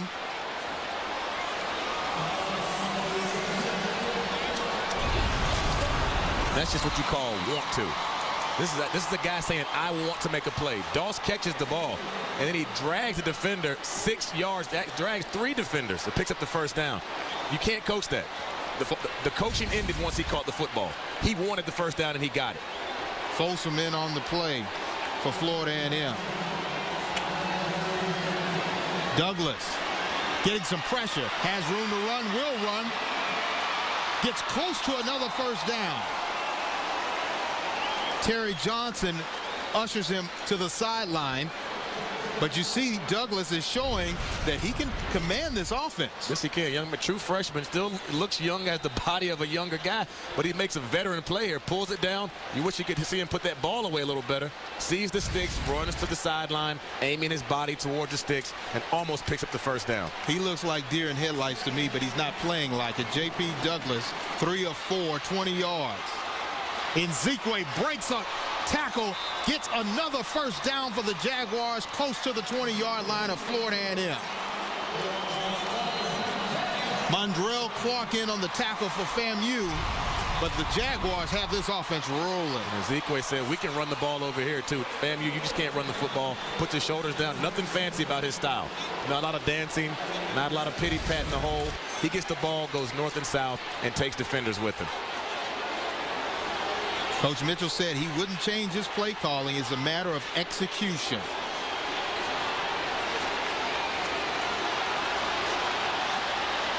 Nzikwe has a hole. Brought down by Marvin Ross. Good open field tackle by Ross. Nzikwe wanted to make one extra move, one extra slash from the Seattle Slasher. His original cut was good. He sees the blitz out of his peripheral to the left, cuts back to the right. But that's just a great open field tackle by Marvin Ross. Textbook tackle. One thing Florida A&M told us during our meetings yesterday, we have to do a better job tackling. On this drive, they've been able to tackle but not slow down Southern. Looks like a broken play. Douglas eludes one tackler, breaks free. J.P. Douglas, first down for the Jaguars. Is he a true freshman? True freshman. And the thing is that FAMU is showing blitz. They're going to blitz him every play. And instead of him getting nervous, he sits back there, shakes off one defender. A lot of quarterbacks, they run to the sideline. He runs into the teeth of the defense. And you see the Rattlers trying to rough him up a little bit to tell him welcome to college football. Joe Taylor obviously not happy that a young man basically straight out of high school has come in and turned his defense into Swiss cheese on this drive. He's from right here in Georgia, so I'm sure he has a lot of people here watching this game. I'm sure he's juiced up, but he's making some plays right now just to be a true freshman. Jaguar fans, I think they're scratching their heads like, where did this guy come from? When you look at J.P. Douglas, he looks young, just 6'1", 171 from right here in Roswell, Georgia. Coach Mitchell said when they signed him that this is a very special player. Roswell has a very successful football program. A lot of talented guys come out of that area, but a lot of people from Louisiana didn't know what to expect. But so far, so good for the young man. So far, so good. I'm impressed mostly with his poise, especially on the 9-yard scamper to the sideline. And then the one he just makes shaking off a defender. For a young player, the game has not gotten too big for him. He's kept himself mental in this football game and made some great plays. Douglas. Incomplete, intended for Berry. Looks like he threw it right a little bit behind the receiver. He's behind, and he's got to be careful throwing those balls through the middle of the field. They rule out of crossing patterns through the middle in front of those linebackers. Berry has to do a better job of sitting down. That was zone coverage. Berry didn't recognize zone. You have to sit down in the open spot between those linebackers. He ran into being covered. Actually, Douglas threw that ball where Berry was supposed to be. 2nd and goal. Ball on the 8-yard line, and Nzikwe, the only back in the backfield with J.P. Douglas, the quarterback. Give to Nzikwe. Nzikwe bowls over a defender, but is down at the 1-yard line. Anthony Shutt was shut down by Sylvester Nzikwe. And Nzikwe must have been watching some old Stump Mitchell highlight films. Very physical running back, getting north and south. He's not doing a lot of dancing. He sees that goal line, he smells it, puts his nose down, and is going to try to run through the defenders. 3rd and goal from the 1. Fullback Brian McCain in the game for the Jags. Nzikwe pushing his way. Is he close? Depends on the spot.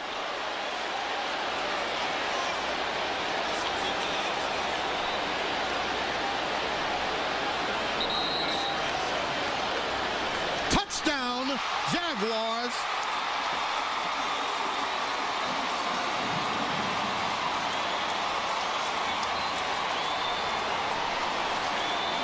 J.P. Douglas engineers a marvelous drive for Southern. Once again, nothing fancy up front, just coming off the football. Not a lot of room for messing around when you get close to the end zone. And this is just fighting for yardage. At some point, you see right there, the ball crosses the plane. Knee never touches. It's just hard for the referees to see. It's like a rugby scrum. They can't see where the ball is, where his knee went down. Did the ball cross before his knee was down? That's why it took so long to make the call. And then everybody says it's their ball. FAMU fighting for the. It's ugly down there, James. Definitely that. Number 72, all swag preseason. Chris Brown shaking up on the play. You see Sylvester Nzikwe. He wants to make sure that everything's okay for his offensive lineman. And it looks like he has to come back into the game. You see Chris Brown, 6'3", 290, preseason all swag first team offensive lineman. He has had some knee and ankle problems. And they're just trying to make sure he's okay. He's able to walk off on his own power, but obviously in pain. Southern. And Southern University will take a timeout. When we come back, we'll see if the point after attempt will be good, as the Jaguars have been able to answer with a touchdown. 19-7 is your score.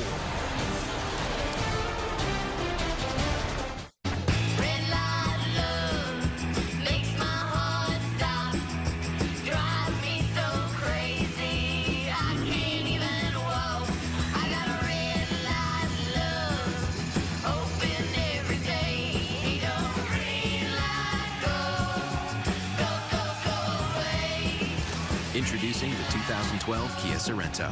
More features, more MPG, more fun. Oh, I just love spa day. Don't you love getting pampered? Okay, what's up? What's going on? I have been looking all over for you. Right. So glad I found you guys.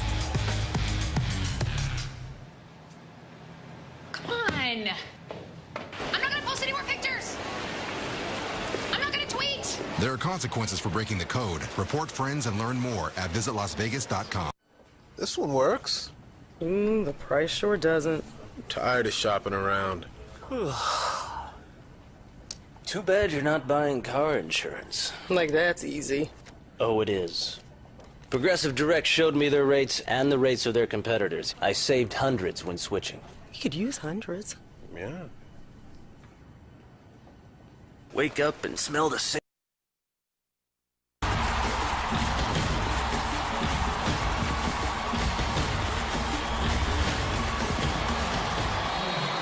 Jaguars will go for two. Dawson motion. Looking for Dallas Ford, but that ball is low, incomplete, and the conversion is no good. With 36 seconds left to play, Sylvester Nzikwe, the Seattle slasher, slashes his way for his second touchdown of the game. Now, before this game, the Jaguars had not had a rushing touchdown all year. You see the numbers on Nzikwe, 10 rushes, 30 yards, 2 touchdowns. Impressive. Very impressive. Like I said, we talked with both coaches yesterday, and they harped on that we have to run the football. You cannot sustain drives. You can't win championships if you cannot effectively run the football. You don't have to have a guy rush for 200 yards every game, but you have to have some type of running game to make the defense respect you, or your offense just won't work. Southern and FAMU are getting it done this afternoon. At halftime, J.P. Douglas and company will be in the locker room, but all you fans at home and the fans here in the Georgia Dome will be entertained by the McDonald's halftime show, the Marching 100 of Florida A&M, and the Human Jukebox of Southern University. They will take the field and battle it out to see who's the #1 band in the land. Canto to kick for the Jags. High kick but short. Baker will take it at the 20. And he is wrapped up at about the 33-yard line. 13 yards on the return. 1st and 10 with less than a minute to play, about 31 seconds. And looks like Baker was shaken up on that play. Now for Austin Trainer, Doug, what do you think he needs to do in order to get this offense going in a half a minute? First, you have to understand how much time's on the clock. Look at your timeouts you have left to have one. Do not take a sack. Be careful throwing the football over the middle. And if you don't have anything downfield, throw the football away, save the clock and save the yardage. At least give yourself a chance to attempt a field goal. They're going to go with 4 wide and spread it out.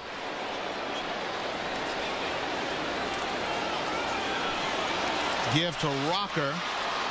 And Rocker makes it out of bounds. Virgil Williams in to push him out. 25 seconds left. 19-17 is your score.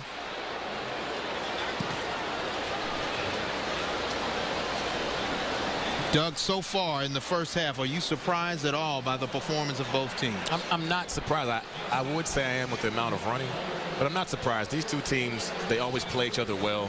It's always a fun game, and the atmosphere, you know, they knew they wanted to come out here and have a great game, so I expected both teams a game. So I'm really not surprised. I'm glad this has been a good first half so far. Trainer throwing it long, looking for Timms. Almost intercepted by Levi Jackson. 17 seconds left to play here in the first half as FAMU is trying to make a big play. And that's just a great play by the defensive back, just staying with it. That ball hung up in the air for a long time. Lucky that wasn't intercepted. I'd like to see a little more creative balls thrown downfield, not just your typical go route. Try to run a couple of received routes where you have 2 receivers going, one running a corner, running a post, where they can't sit back and just play you double coverage. They're going to play prevent style defense, as you see right here. So try to be a little more creative with it. Trainer gives again to Rocker. Rocker has some room to run. Flag is thrown. Got 11 seconds left before halftime. And this may be all coming back.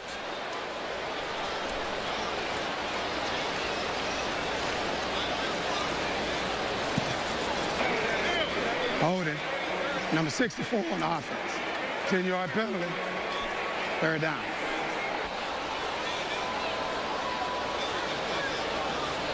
Holding on Jaron Moreland. Young man from Belgrade, Florida, transfer from Central Florida, 6'5", 300-pound junior. Penalties so far, not a lot, but a lot in favor of Florida A&M when you see yardage. Jaguars able to only have 1 penalty. First down after the penalty. 1st and 10. Well, with 11 seconds left, first or second down really doesn't matter. You may have an opportunity to get what? 2 plays, Doug? 2 plays, 2 shots, maybe get one down the field and take a shot at the end zone. Or they may just run it here and run the clock out. Trainer. Looking to throw, looking for Timms. Almost intercepted again by Levi Jackson. There were some other guys on the other side of the field possibly open with 5 seconds left. The trainer likes to lock in on a receiver, and once again, lucky that ball wasn't picked off. Food for thought. Do you think one of the reasons why Stump Mitchell put in J.P. Douglas is to make Coach Taylor think about putting in his freshman quarterback? I think, honestly, I think Stump Mitchell just wanted to change things up, shake things up offensively. Joseph looked a little rattled. He said, let's just go with the freshman. What else do we have to lose? Let's try it out. It worked out pretty well. 2nd and 10. 5 seconds left to go before half. Trainer's going to throw it up. Rodgers with the interception, and the Jaguar dog day defense goes into halftime with a turnover. Austin Trainer obviously wants that one back, and your score is 19-17. Some people may call this one a surprise, but anyone who knows the history of this rivalry knows you can throw the records out of the window. Let's go down to Rashawn. All right, thank you so much, guys. Joe Taylor here. You had some good drives in the first half, but how do you stop Southern's big plays? Well, that's the real key. We're shooting our own selves in the foot. You know, coverage, we're in a 3 deep. Nobody gets deeper than you. We look up and the receiver's behind us. It's just a matter of blowing assignments. We just got to tighten down on our assignments because, again, it's not them. We just got to settle down and play our assignments. Were you happy with the establishment of the running game in the first half? Yeah, we've been working on it, and the offensive line, you know, we've challenged them, and they're doing a good job. All right, good luck in the second half, Coach. Thanks so much. Guys. It's a lot, Rashawn. And you see the human jukebox band, Austin Trainer and company, have been slapped around and hit. This has been an incredible football game at the 23rd Annual Bank of America Atlanta Football Classic. Rumbling and bumbling. Your halftime score, 19-17 in favor of the Jaguars.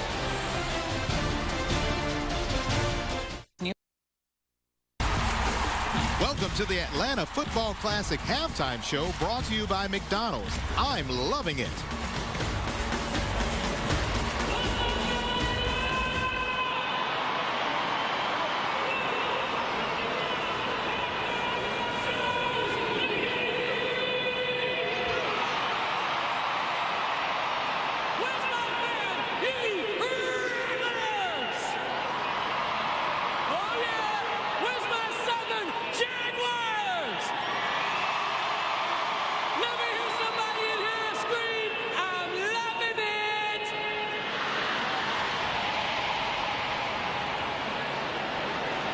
White check war.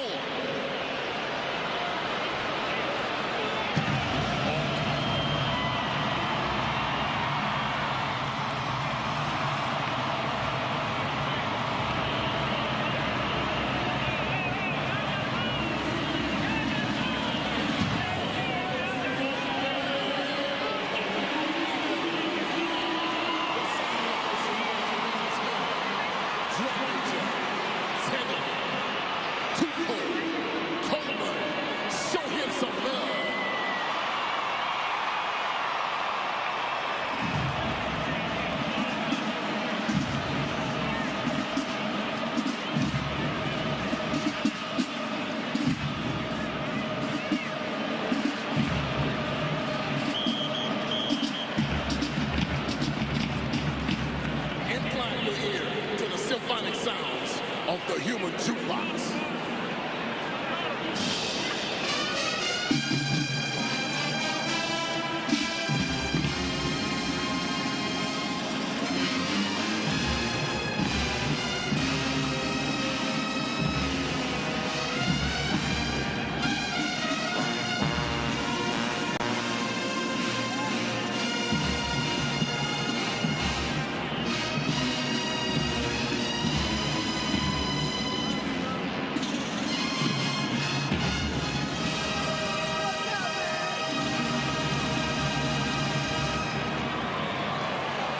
The human jukebox will now take you on a musical journey under the sound of insane. The title is You Got It.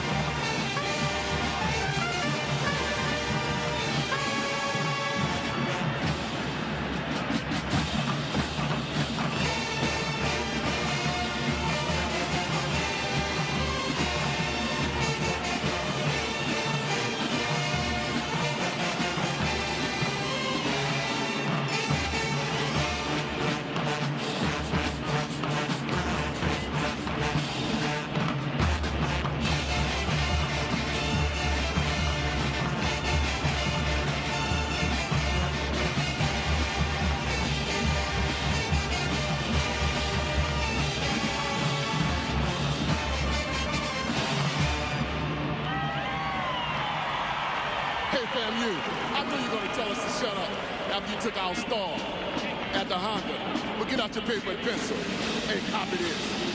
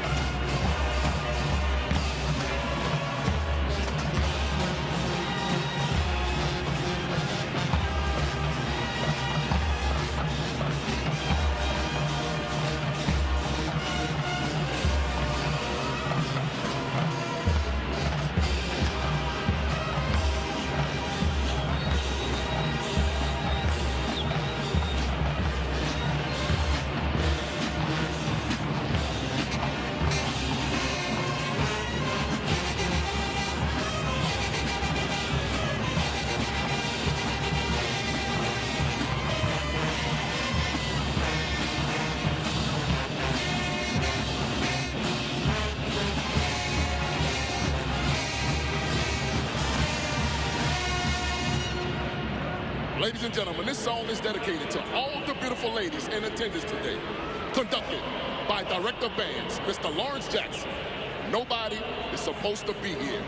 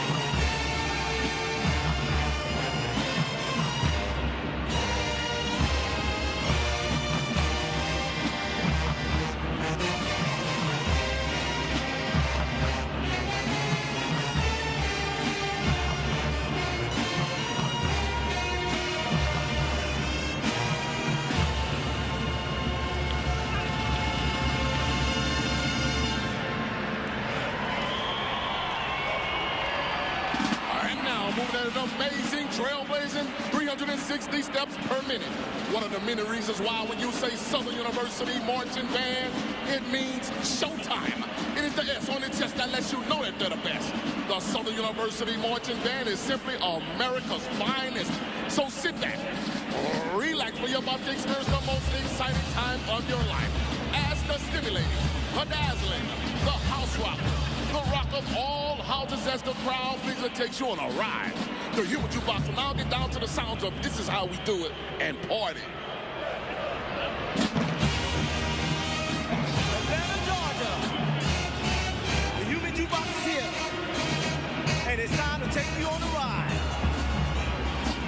From history to the past to the present. I say, hey, hey, hey.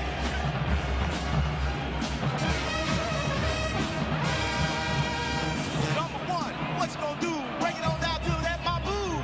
At night, I think of you. We are the human jukebox, baby.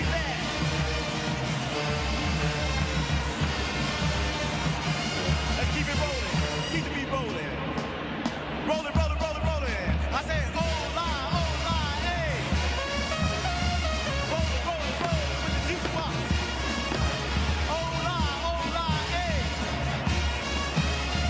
Rolling, rolling, rolling with the jukebox. Number 3, do the do. Let's watch catch it like FAMU. From the highest of the hill, this is how we get country. Now,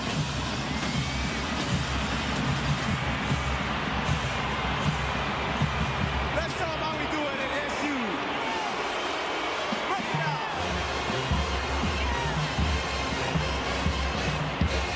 It's all about that Louisiana. This is how we do it. Yes, I see you, FAMU.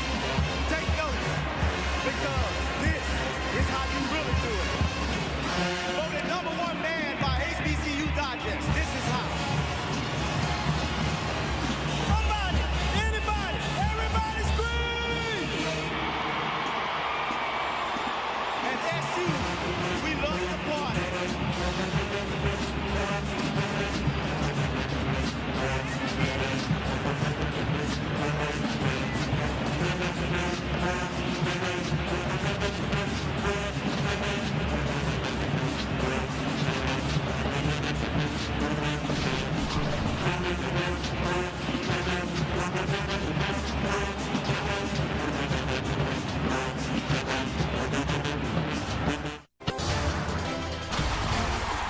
Welcome back to the Atlanta Football Classic halftime show, brought to you by McDonald's.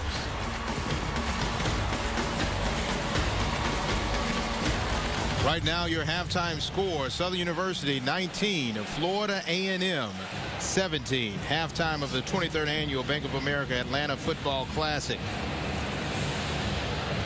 We are getting ready for the Marching 100 with over 420 members of their band. Director of Bands, Dr. Julian E. White. He's been the band director for the last 13 years. We have already seen the human jukebox, Southern Jaguars. This is a battle to see who has the #1 band in the land. We've seen the human jukebox performance, and now we are preparing for the Marching 100 from Tallahassee, Florida.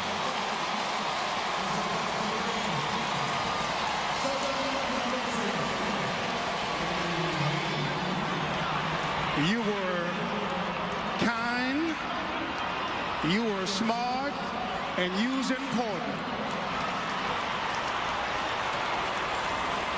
Our drum majors, Keon Hollis from Stone Mountain, Georgia, better known as Saturday Night Live. Robert Champion, Decatur, Georgia.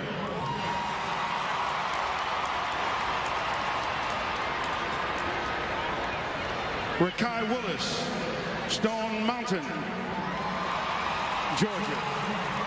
Excuse me, he's from Miami, Florida.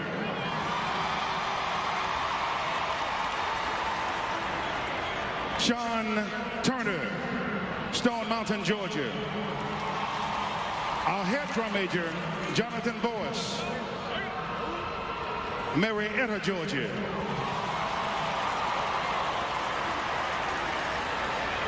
Atlanta, the moment you've been waiting for.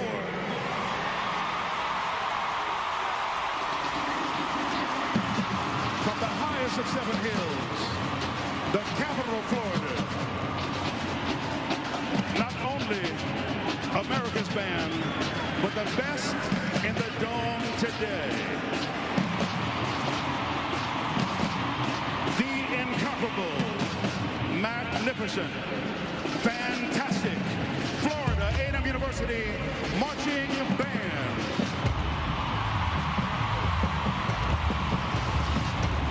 First, the sound,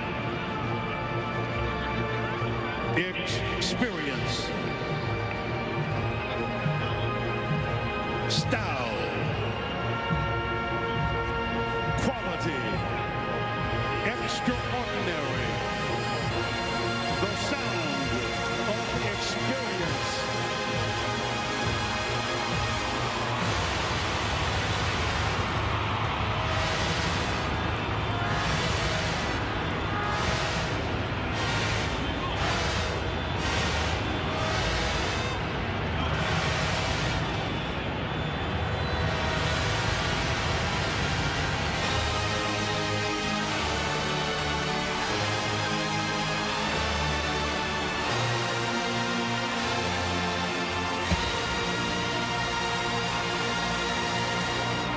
Any questions?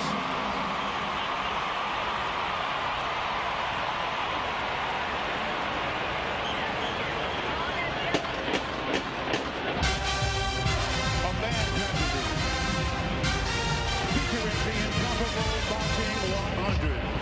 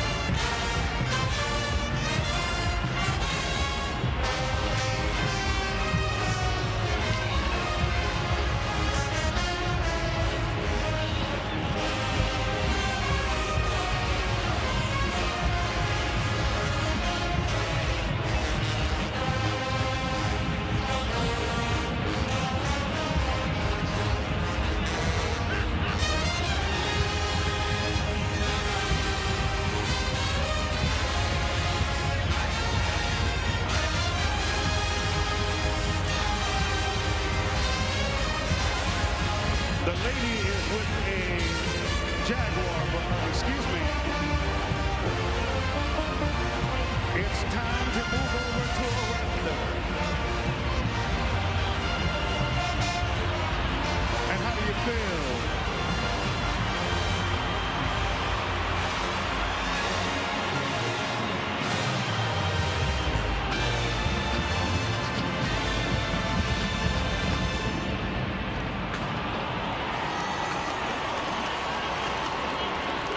And now, movements that are real.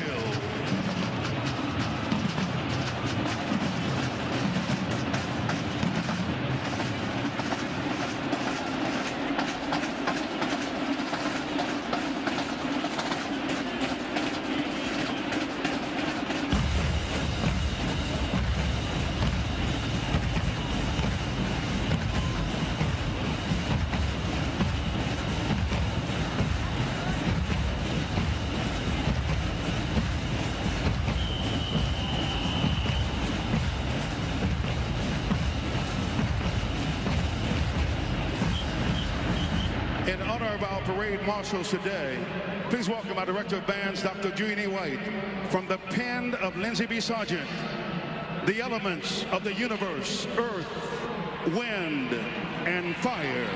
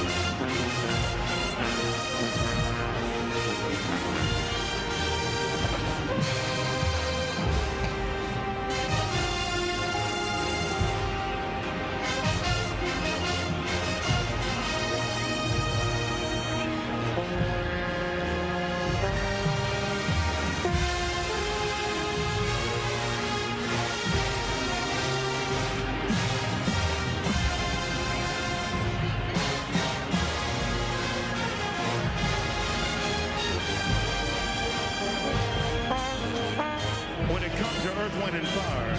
You just can't play one.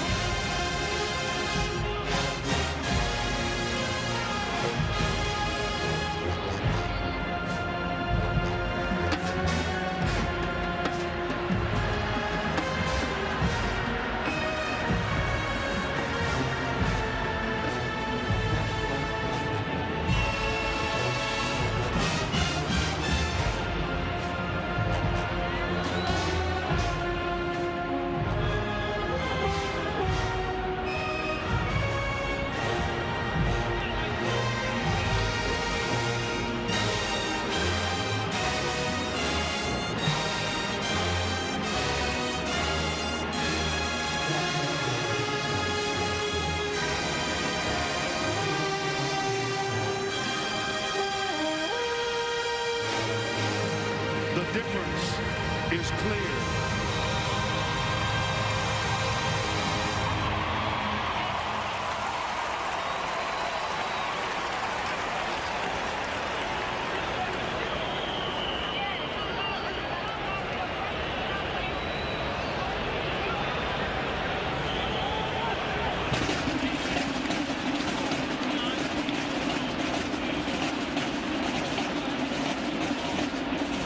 Excuse me, but is this what Southern tried to do?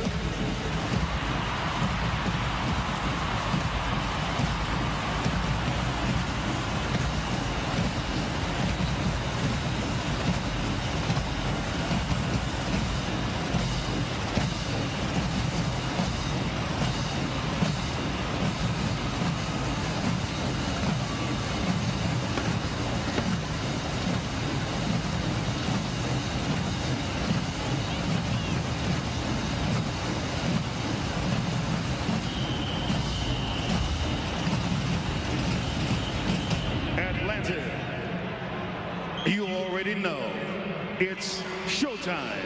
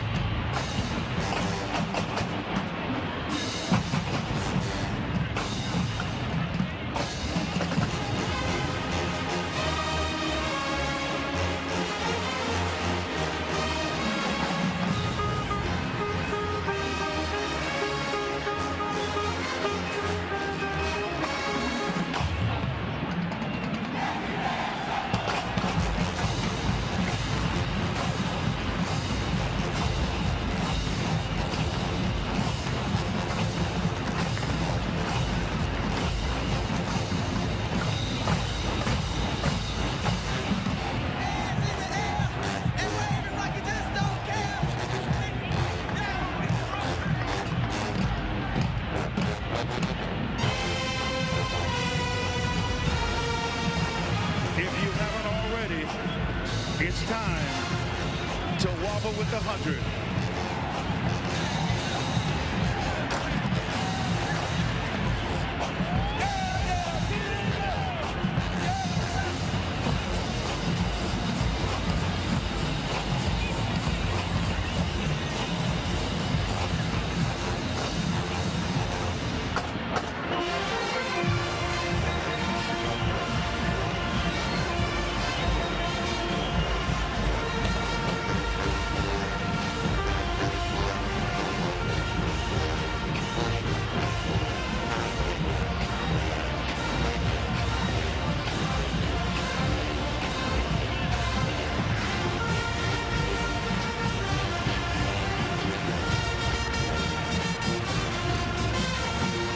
Is that SU on the field?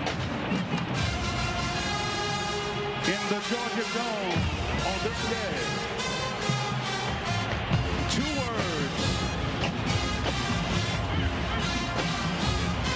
Shut up.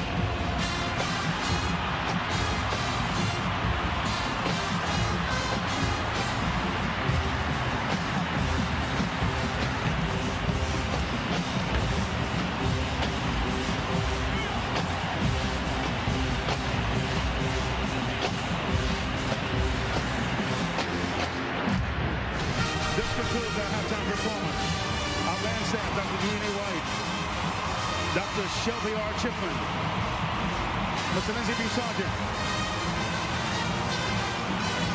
Dr. Shirley O. James, Mrs. Deneen White, Darren Holloway, Longino Parchin, Anthony Simon, Robert Griffin, Jafaro Hardeman, Donna Beckwith, Kimberly Taylor. The boss of the Marching 100 has been Joe Fuller. This card. With the bank. Welcome back to the Georgia Dome for the 23rd annual Bank of America Atlanta Football Classic presented by the 100 Black Men. Doug Chapman along with James Verrett. We've had over 450 yards of offense so far. Are you entertained? I'm entertained. I'm surprised at how well both teams have been able to run the football. I think that's the biggest thing that surprises me. All right, we're getting ready for the second half. They're ready to kick it off right now. Florida A&M will receive.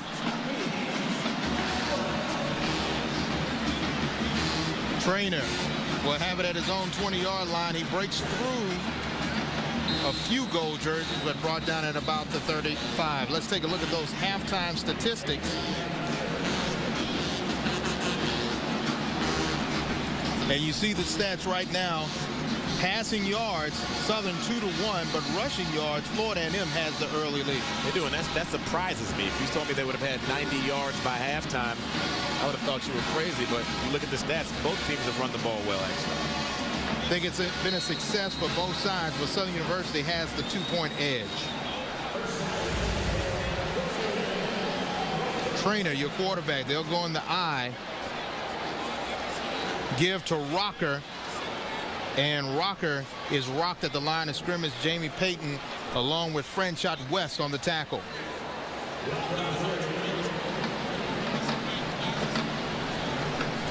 And if you missed it, fans, it was time for you to vote to see who exactly was the best band. It's time to vote for your favorite band, brought to you by AT&T. Will it be the famous Marching 100 of FAMU or the Southern University Human Jukebox? Text BAND to 57682 to vote now. AT&T is a proud sponsor of the Bank of America Atlanta Football Classic. Standard text messaging rates may apply. Second down and long for the Rattlers. They give to Rocker again. Flag is thrown. He gets out to about the 41-yard line. Levi Jackson in on the tackle. And it will initial call is a holding against Florida A&M.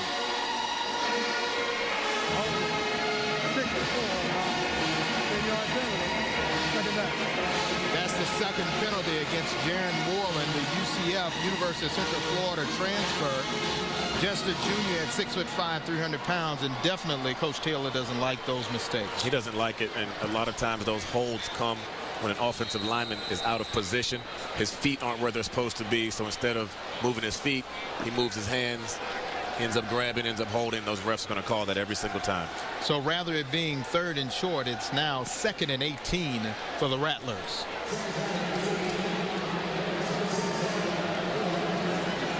Trainer to throw. Looking for Elliott, in and out of his hands. Demekus Cook in on the coverage. That was very, very good coverage on the back end by Southern. They weren't able to get there pressure-wise, but he really had nowhere to go with this football. No receiver was really clean. Like, once again, he's locked in on Elliott. Elliott's had some success coming across the field on those square-in routes, 4 routes. Not on that one. Very well covered.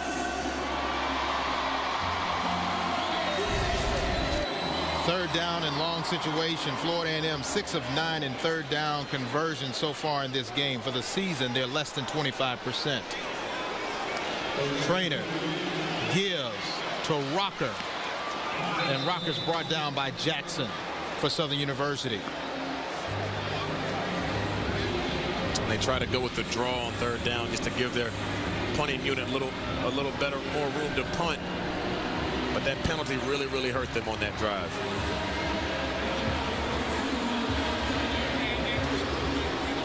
Odrin to punt for Florida A&M.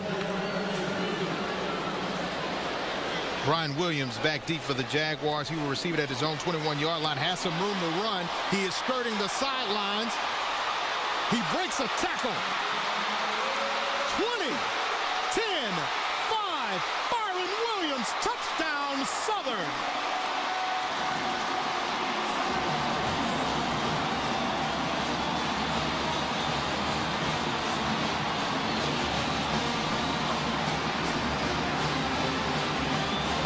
57-yard punt and a 79-yard return for Byron Williams. His longest return of the season. Before that one, just 24 yards. And the Jaguars, big play after big play, and Stump Mitchell, he's trying to hold back that smile right now. The young man from Clinton, Louisiana, was academically ineligible last season, but he has come back and made an impact. Matthew Hill for the point after attempt for the Jaguars.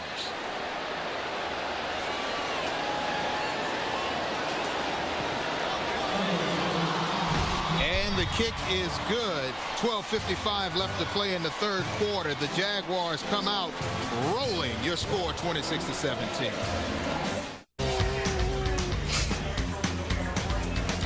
Okay.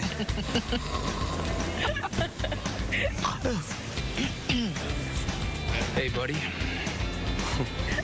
Posted.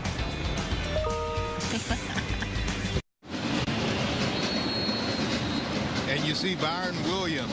He just had his second career return for a touchdown. The other one came back in 2009.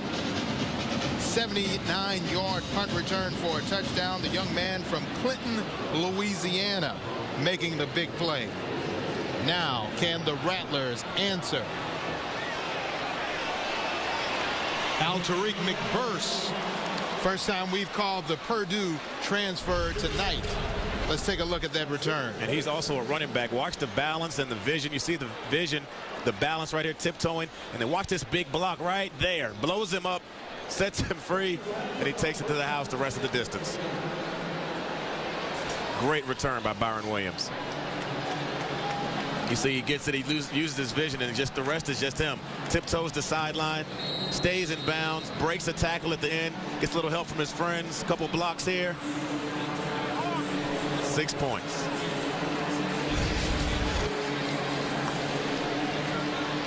And Byron Williams definitely has a Bank of America Atlanta Football Classic moment I know he will never forget.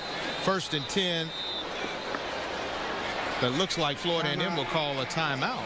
Florida A&M, first charge.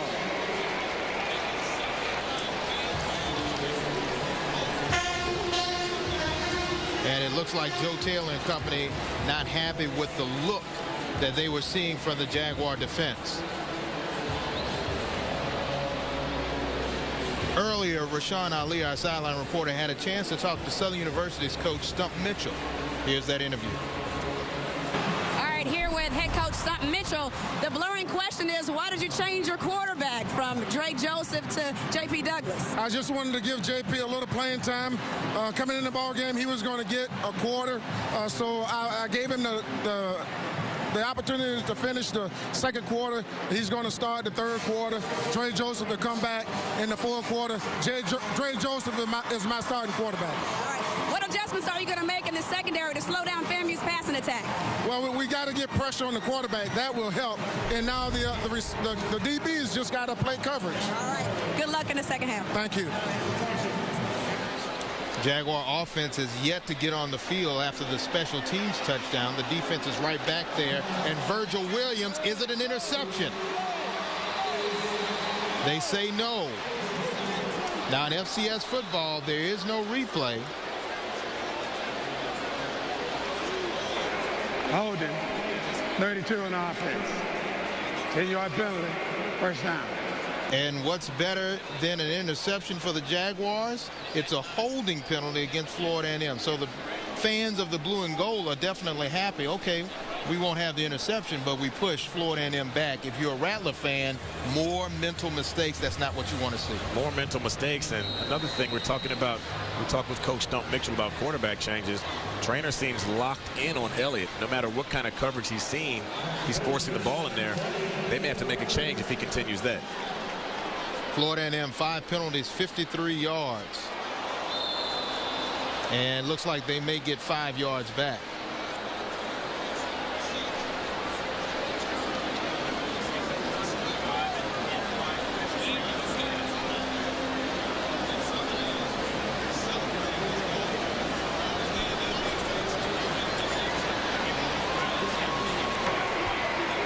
Ball start.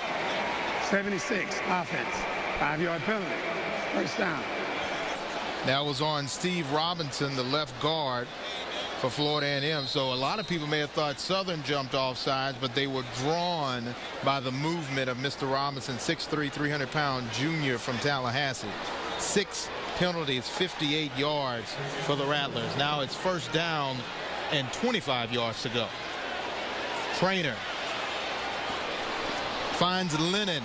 Lennon breaks one tackle, and he is hit hard by Inibelele. Keedy Inibelele on the tackle along with Virgil Williams. And he throws the out to Lennon.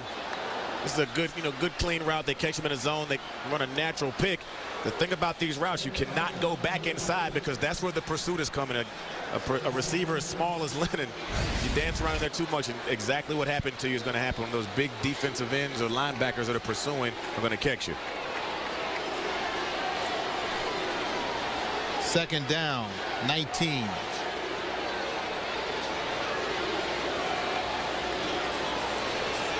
Trainer finds Page, and Page is brought down by Rogers for Southern University. Good open field shoestring tackle by the defensive back, Demetric Rogers. They've had a couple positive plays, but they're still just back to 3rd and 15. It just shows you how critical penalties can be when you're trying to move the ball offensively and how badly they can hurt you. Now you're looking at a 3rd and 15. They need to get beyond the 40-yard line for a first down.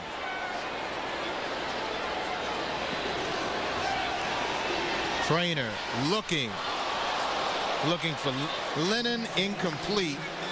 Lennon only stands 5'9", 168. He looks like he was trying to throw it to somebody 6'5". And they're sitting back right now, daring Trainer to throw the football. He's throwing the football in the double coverage. And if he continues that, Southern is going to get another interception. You see the numbers on Trainer. 1 interception, 120 yards passing, only 10 completions out of 23 attempts. Byron Williams has already had 1 return for a touchdown. He will let this one bounce. But an upback takes the ball. That was number 15, Kevin King. I don't know if that was the meaning, but it was a 37-yard punt, and we'll see what the Jaguars can do with J.P. Douglas at the helm.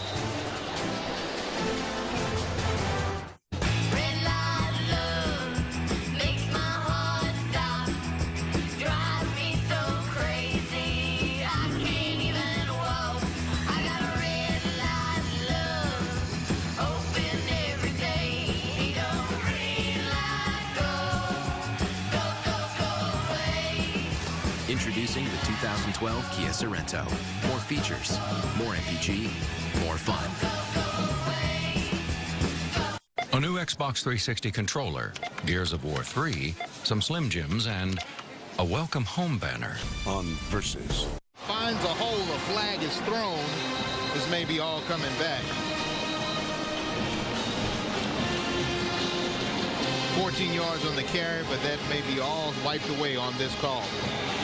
Holding, 76, offense, 10-yard penalty, first down. Taylor Jones called for the hold. And you see they come off the football, and that's a blatant hold. You get that, you wrap your hand around the player's waist like that, referee sees it. And even if you don't get jersey, if you grab around that player's waist, his body goes that direction. They're going to call that every time. Only the second penalty for the Jaguars so far in this game. 2 penalties for 15 yards.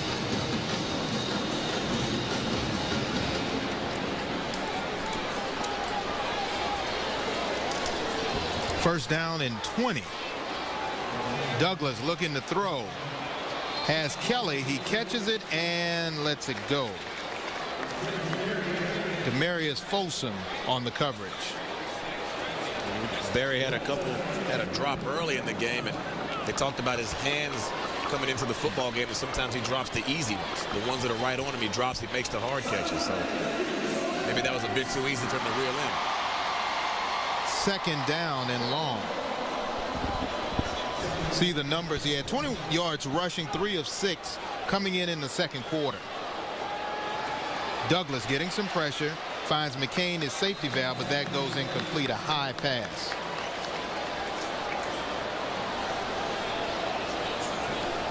J.P. Douglas from right here in Roswell, Georgia, the suburb of Atlanta. Played at Roswell High School. He's just a true freshman at 6'1", 171 pounds. He has a lot of room to grow and hopefully a lot of years on the bluff for the Southern Jaguars. 171 may be generous for a weight for him. He looks about 15 pounds lighter than that, but they got pressure on him. If he could have held the ball and looked downfield a little bit longer, he had Jared Green streaking down the sideline. Southern 4 for 7 on third down conversions. This one will be big. Douglas looking to throw, throws long, looking for Jared Green. Almost has Green, and there is a flag.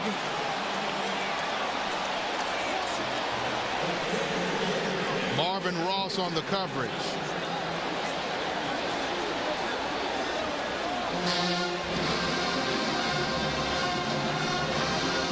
Coach Taylor obviously doesn't like to see flags. 23 defense, 15-yard penalty, automatic. They called 23, but I think it's on 13. You see he has that left hand right there on Jared Green. And Jared Green, the son of Darrell Green, so we know he's got any of his father's speed. He can run. He got down the sideline to play previously. They must have talked about it in the huddle, went back to it. He didn't get the catch, but he was interfered with by Ross, so they pick up the yardage. You see Florida A&M's penalties. They're approaching 100 yards in penalties, and we are just in the early part of the third quarter of the Bank of America Atlanta Football Classic. Southern gets a 1st and 10. Gifter and Zekwe, he's trying to cut back. He finds a little hole, may have gained 1 or 2 yards. Demarius Folsom in on the tackle.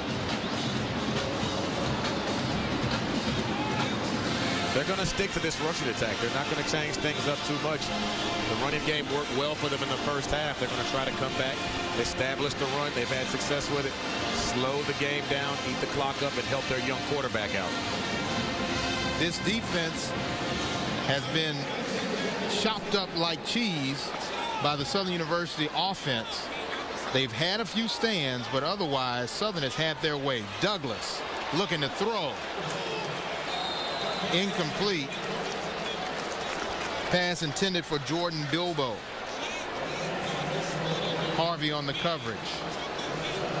And they're going to come after the young freshman.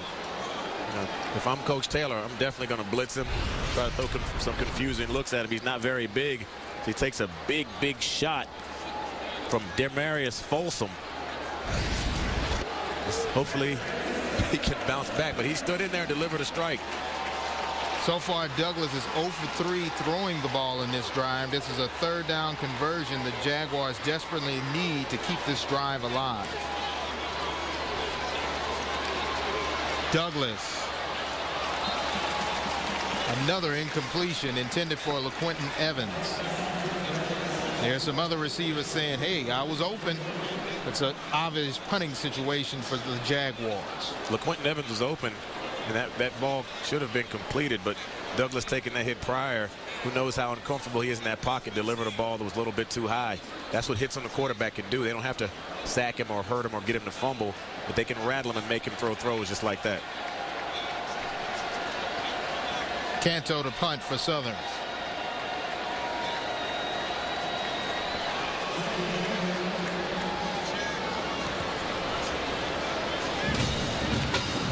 Fair catch called by Jarrell Stewart. When we come back, we'll see if the Florida A&M offense can get it started in the second half.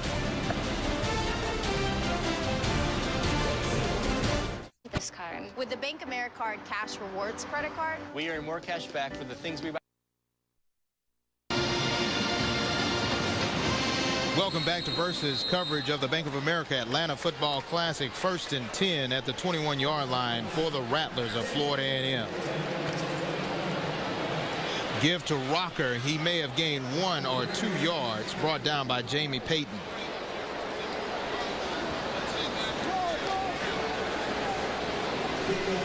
Southern University has used 2 quarterbacks, but Doug, for Florida A&M, they've gone with Austin Trainer. He's been on the hot seat. How do you rate his performance so far? His first half, I give him a B, but so far in the second half, he's come out and it just looks a little cold. He finished the first half a little cold, and he's come out and he's picked up right where he left off in the first half, and 10 for 23 for 120 yards going into this play. Let's hope he can get it back on target. Trainer looking to throw. Looking for Michael Etheridge. Incomplete. Levi Jackson on the coverage. You know, he's getting hit, which is causing him to maybe throw off his back foot, take a little bit off the ball. That ball was thrown a little short. Offensive linemen have got to keep people off of their quarterback. He's not going to make it through this football game. Dexter James providing the love from the Jaguars to Mr. Trainer. Florida A&M has had 5 yards per carry today. They may try to run it here on 3rd down. Trainer finds Elliott, and Elliott has enough for the 1st down. Demekus Cook in on the tackle. And Elliott says go to receiver. When so far this afternoon, whenever he's been in trouble, he's found number 5, and for the most part it's worked out pretty well. Elliott, their big play receiver, looks like a possession guy, but he does have breakaway speed, and we've yet to see him really break out and have a big one. 1st and 10. Trainer looking for Etheridge, and it is a catch. Enough for another 1st down for the Rattlers. Let's go down to the 3rd member of our broadcast, Rashawn Ali. Rashawn? All right, thank you so much, guys. I'm here with Jim Lorenz, who is the chancellor of Southern University. Now, Southern is one of the top producers of African Americans in nursing and engineering. Talk about how Southern University stays true to its mission. Our mission is to take those young people that traditionally underrepresented, give them that opportunity, and we've done that. We have one of the strongest nursing schools in the country. We go from a bachelor's to a PhD in nursing. Nice. We have strong engineering programs. Our graduates are all over this country in major corporations, leading design teams, leading management teams. So we have a great tradition in engineering and nursing and business. Yeah, we are a very, very strong producer of not only undergraduates, but masters and PhDs. Now, how does a weekend like this kind of increase your profile in the Atlanta area and recruiting some academic superstars? This is great for us. As you know, we do the Bayou Classic in New Orleans, but this is an opportunity for us to have a more visible presence here in the Atlanta area. We've been doing a lot of recruiting, trying to get some great students from this area to come to Baton Rouge and come to Southern University. So this is fantastic. It's a great crowd. I compliment the 100 here in Atlanta for putting this on, and we look forward to being here for a number of years to come. All right. Well, thank you so much for joining us. We appreciate it. Thank you. Continue to enjoy the game. Your team's on top right now. Thank you. That's right. Back to you guys. Thanks a lot, Rashawn. And that pass incomplete, intended for the wide receiver, Edmund Baker. That's another one of those passes. If Trainer just puts the ball on his receiver, at least he can come down with it. You put the ball up that high, you allow the defensive back to break on and break the play up. Little things. We talked about it, just the small things with Trainer. Not that he has poor games. He just does small things that don't allow him to have excellent games. He's a true sophomore, was thrusted into the starting position midway through last season. He's 4 of 7 for 32 yards this quarter. 3rd down.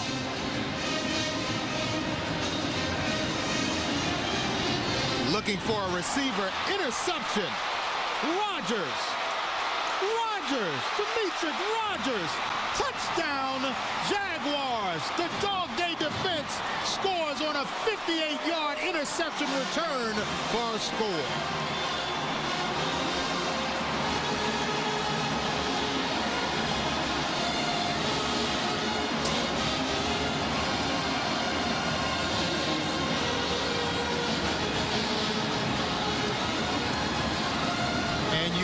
The Jaguar faithful, the young man from Zachary, Louisiana, Northeast High School.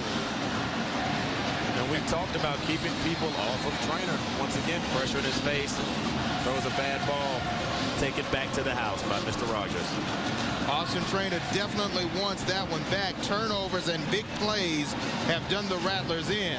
Jaguars trying to get their right personnel on the field, as Matthew Hill with the point after attempt with the pink cleats. Kick is up, and it is good. 6:36 left to play, and the Jaguars are rolling in the Georgia Dome with a score 33-17. And it's high. Number 1, Demetric Rogers, 5'10", 182 pounds. Florida A&M says the Georgia Dome is their house, but I think the Dog Day defense has done a home invasion this evening to Austin Trainer and company as the Jaguars have forced turnovers and capitalized with touchdowns.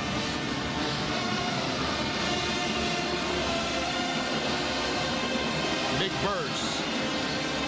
Al-Tariq McBurse. Al-Tariq McBurse at midfield, and he is brought down. 37 yards on the return. They're trying to come back off of this interception for a touchdown. And you can blame Trainer, but so much when you've got pressure in your face. Dexter James was just splits through 2 offensive players and gets there, gets pressure, or get on the quarterback, force him to throw off his back foot. It's not just the quarterback. Their offensive line has to do a better job. When a quarterback gets pressure, especially up the middle, right in his face, it makes it almost impossible to deliver a good football. Offensive line has got to do better. They made a quarterback switch, but it doesn't matter. If they can't block up front, they're going to have the same results. 58-yard interception return, and Trainer's on the sideline. New quarterback, a true freshman, Damian Fleming from Jacksonville, Florida. He fumbles the football. That's not the way you want to introduce yourself to the Rattler faithful. And there's a flag on the play.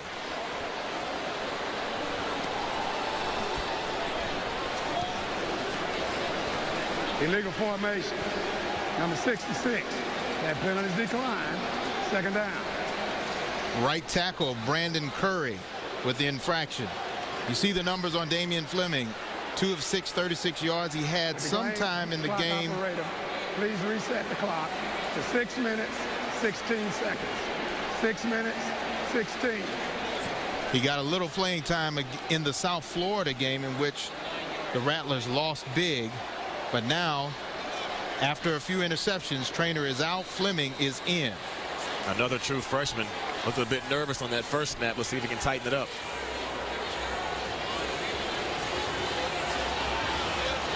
Gives to Levante Page. Page thinks he had a few more yards in him, and he's brought down. Young man Fleming out of Jacksonville, Ribault High School in Jacksonville, Florida. A lot of people say that he has the perfect combination for a Joe Taylor offense. He can run, and he throws a very nice ball. But Coach Taylor says that he wants to see what the young man can do under the bright lights. Under the bright lights, and nothing's brighter than being down by 16 in this football game. They put him in. Hopefully he can get some offense generated. 3rd and long. Looking for Elliott, and incomplete. Michael Bell had a chance at it along with Demetric Rogers. Another punting situation.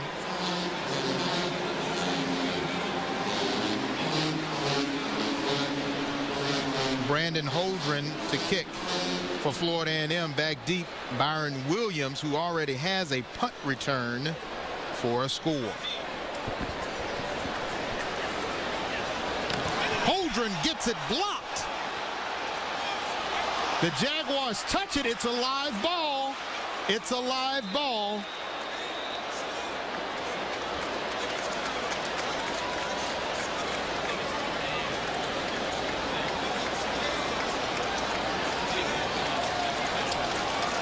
And it looks like Florida A&M may retain possession, and there's a Jaguar that's down. Jared Dietrich, I think, got credit for the block. There's a Jaguar that's down on the field. First touching on Southern. Yes, that's Dietrich. Florida A&M recovered the fumble. First down. And Jonathan Mack, your Jaguar, down. But you saw Dietrich there making the big play, but instead of staying away from the ball, somebody was trying to make another bigger play than the block. And Florida A&M catches a break there from a play by Southern. It's just they just come right through. There's 3 protectors there, and they allow 1 man to get through. It's just there's just been a few mental lapses I've seen for Florida A&M that have allowed. They're lucky this didn't come back to bite them. But not blocking up front, throwing poor passes across the middle, and on that play right there, allowing one man to get through 3 defenders, just missed assignments. Have turned this one was a 2-point game going into halftime. Now they're down by 16. Luckily they got the football back. Let's see if they can get something going. Mack is helped off the field. Joe Taylor and company gets second life on this drive after the Jaguars make a big play and a big mistake to give the Rattlers the ball back at midfield.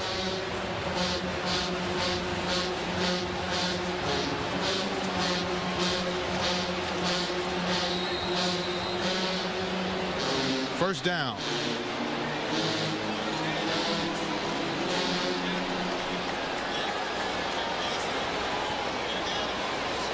Fleming with the give to Al-Tariq.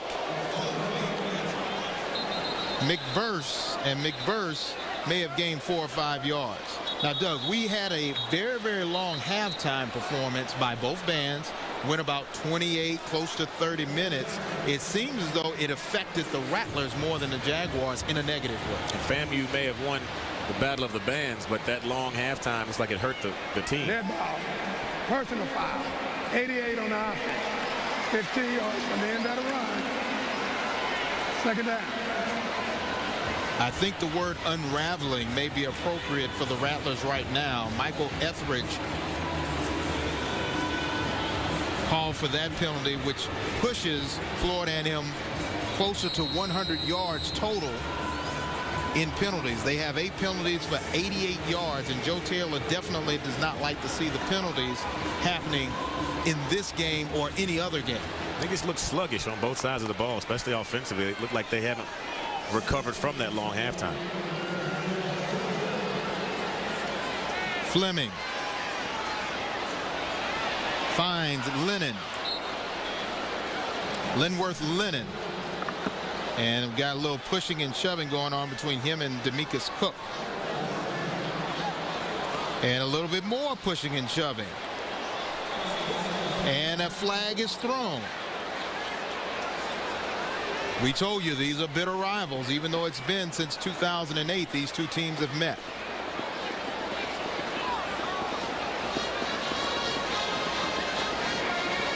Dead ball, personal foul, 65 on the defense, 15-yard penalty, automatic first down. That goes on Brandon Turner. And in this game of football, it's a physical game, but you have to keep your cool, especially when the refs are standing right there looking at you. You can't push, you can't shove when the striped shirts are standing 3 feet from you. And then they had him backed up 3rd and 14. Now they've given him a first down. Brandon Turner, 6'2", 270-pound defensive lineman from Indianapolis, Indiana. And you see Stump Mitchell trying to make sure that never happens again. Al-Tariq McBurse, and he is tackled for a loss. Trey Tiller in on the tackle for the Jaguars. And once again, Florida A&M, they just look sluggish offensively. They don't have a spark anymore. They're moving around slow. The offensive line is not firing off the football. They just do not look like the same team from the first half. Well, it may be those big plays. You know, big plays take momentum, and it's like a dagger in the heart of the team that's on the opposite end of those big plays. Second down and long.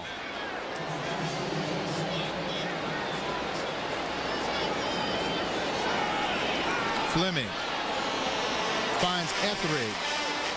Balancier on the tackle for the Jaguars. That's a nice little throw by the freshman. Get a few things going offensively. Keep him comfortable. Keep those yellow jerseys off your quarterback. See if he can get that ball downfield and move this offense. Third down and 2. Damian Fleming coming in for Austin Traynor, who played for the majority of the first half and part of the third quarter, but he threw an interception that was returned for a touchdown. Coach made the change, and here's Fleming, the true freshman from Jacksonville. Fleming, catch made by number 80, Ricky McGee, his first catch of the evening. Just a freshman from Tallahassee. Fleming looks to be settling down. Out there, pulls that down, was about to scramble, found a receiver on the sideline, delivers the ball to McGee. Just like that, they're almost in the red zone. Jaguar mental mistakes have kept the drive alive for Florida A&M. 1st and 10. The give to Rocker. He breaks the line of scrimmage and drags a Jaguar down inside the 20-yard line to the 15. Before this game, Florida A&M had less than 150 yards rushing total. Rocker is well over 60 yards rushing so far in this game.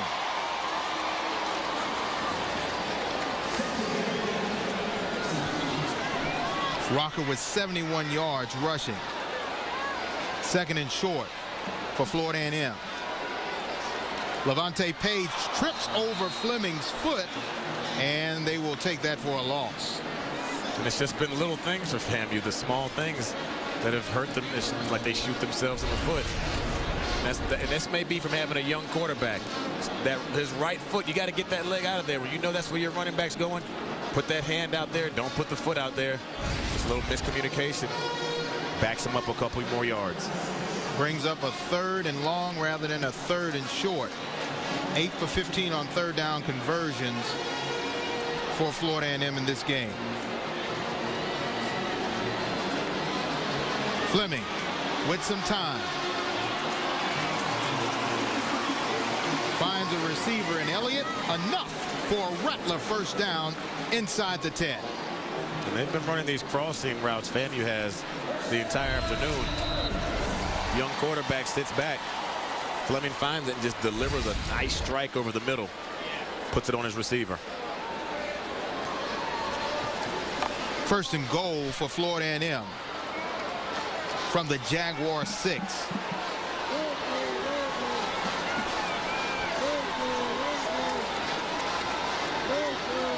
Give to Page.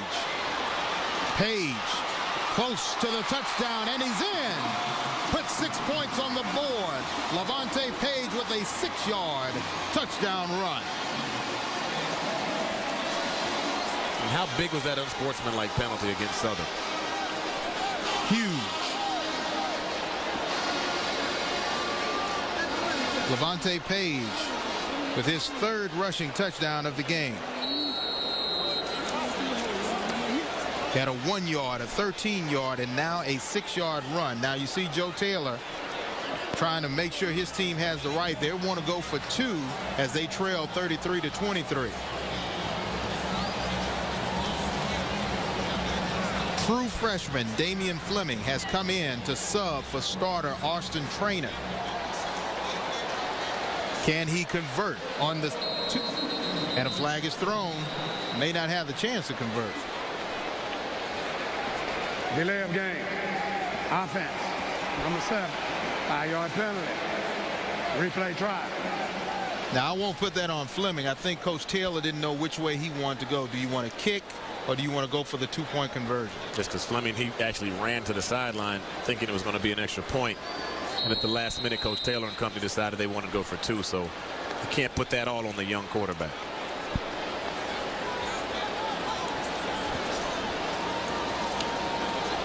They will still try to go for 2. Timeout. Southern. And now Southern wants to try to change up their alignment because they didn't like what they saw. That's a 30-second timeout. Timeout is a 30-second timeout. Let's take a second look at that touchdown run by Levante Page. This is a good run. He could have cut it back inside. He decides to keep the edge. Just puts his shoulder down. He just runs over top of everyone in sight. He's run the ball well this evening when they've given him opportunities. Very physical, inside, tough runner. Good size, and just when he sees that goal line, he's going to get in there. 3rd touchdown for that young man this evening. 7 rushes, 31 yards, 3 touchdown runs. For the young man from right here in Atlanta, Georgia, went to Douglas County High School in Douglasville, Georgia.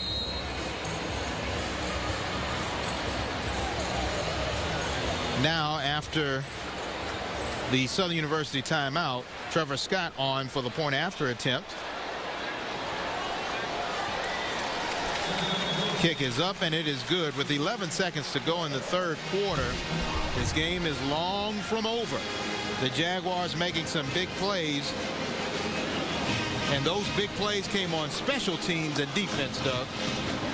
Yes, they did, and that's how Southern was able to blow the doors open and take this big lead. You see Byron Williams, kick returner slash running back, shows both of those characteristics on this run, keeping his balance, great vision, takes it to the house.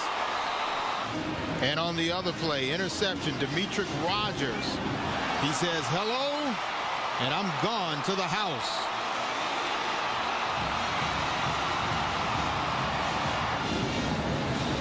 The Jaguars celebrate, but they can't celebrate for too long because the defense made a couple of mental mistakes, and now it's 33-24. You see O'Neal Gilbert, the defensive coordinator for the Jaguars, still trying to coach his team up even though they have the lead.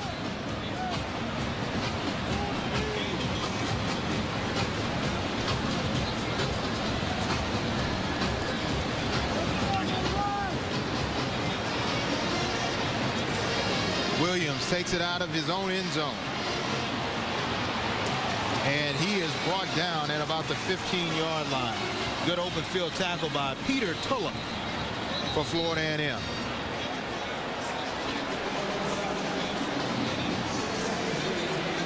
Now eager to see who will come in for quarterback for the Jaguars. J.P.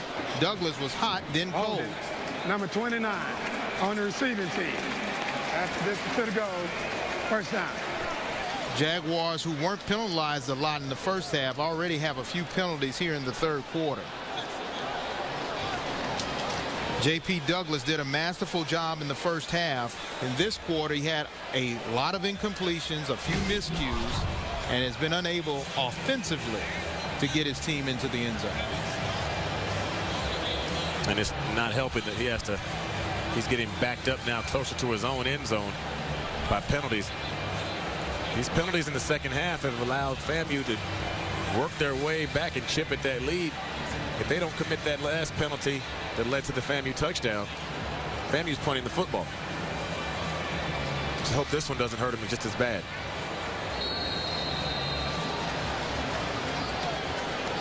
Southern will start from their own 8. Bilbo in motion. Looking for LaQuinton Evans, and it seemed as though he broke his route off slightly and then tried to move up. When we come back, we'll see what happens in the fourth quarter. You've seen the bands, you've seen big plays, but now we have the grand finale here at the 23rd Annual Bank of America Atlanta Football Classic.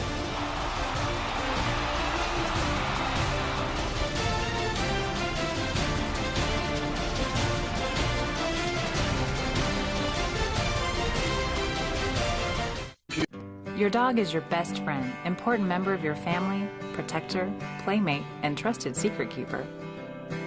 Show your love and attention as your dog has shown you with these easy and important safety and care reminders. Place a secure collar on your dog with current ID tags, including your contact information. Always use a leash. And for the young men on the field, they are getting a lot of exercise as we start the fourth quarter. Dre Joseph in for the Jaguars. Throw to Nzikwe. He may have gained 1 yard. Let's see if we have a motivated Dre Joseph after having to sit on the sideline and watch his younger backup get in there and get a few snaps. Well, Coach said that was the plan going in. He didn't reveal that to us during our meeting, but the plan going in was to give J.P. Douglas a few quarters in this game. Now it's back to the original starter, Dre Joseph, number 10, from Edgar, Louisiana. Screenplay. Nzikwe A huge gainer out to about the 25, and once again they get out of the hole. Demarius Folsom in on the tackle. 17-yard gain. If Nzikwe was just a bit more patient on that, he could have gotten a few more yards out of it, but great play call. FAMU's been blitzing. They see the blitz coming. They say, you want to blitz? We'll let all you guys run upfield, throw the ball right over your head. So our running back, nice job. Great play call. Picks up the first down.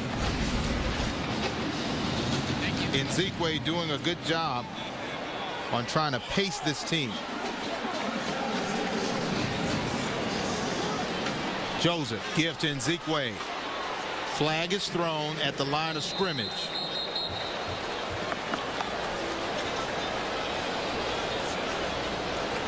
Initial call holding against the Jaguars. Holding. 78 offense. 10-yard penalty. First down. That's on the center, Liam Anza from Houston, Texas. Once again, another penalty. Good play by Southern previously. Then they get a penalty, shoot themselves in the foot, march themselves right back.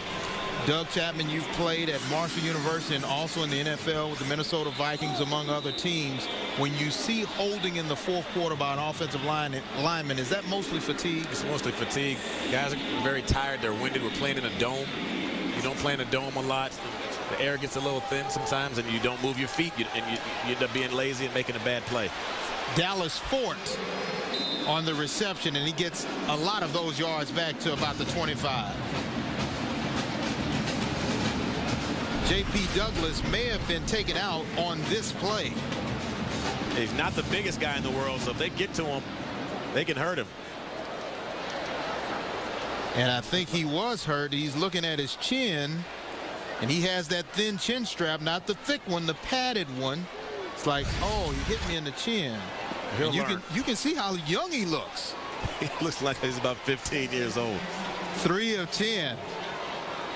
Joseph. Interception. Florida A&M. John Williams off the tip. And the Rattlers are back in business. You can't fully put that one on the quarterback. The ball, yes, was behind his receiver, but his receiver got his hands on it. Waddell had a chance to catch the football. You see Dre, he rose. The ball is behind him, yes, but he had a slight chance to catch that football. Just unfortunately, the ball was tipped into the air.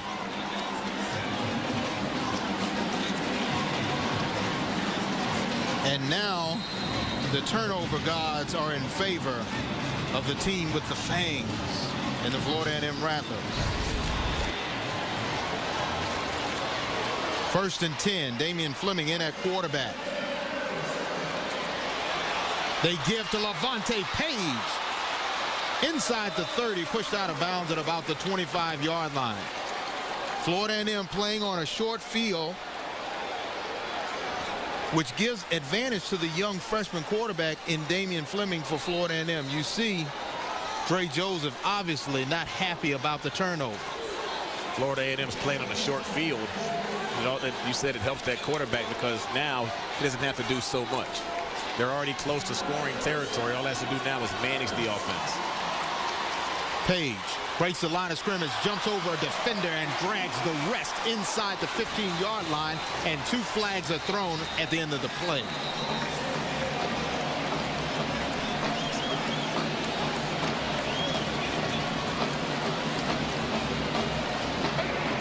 Personal foul. Face mask. 32 on the defense. Half the distance to the goal. Personal.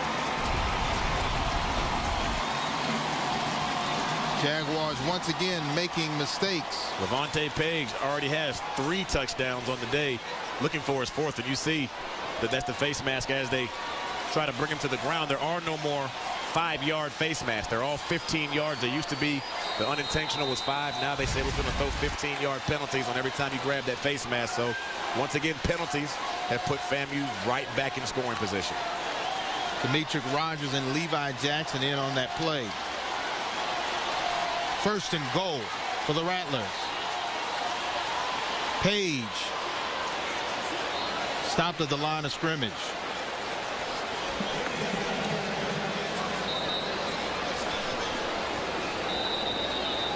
Delvin Williams, the Jaguar, who is down on the field. Looks like he's holding that left hand.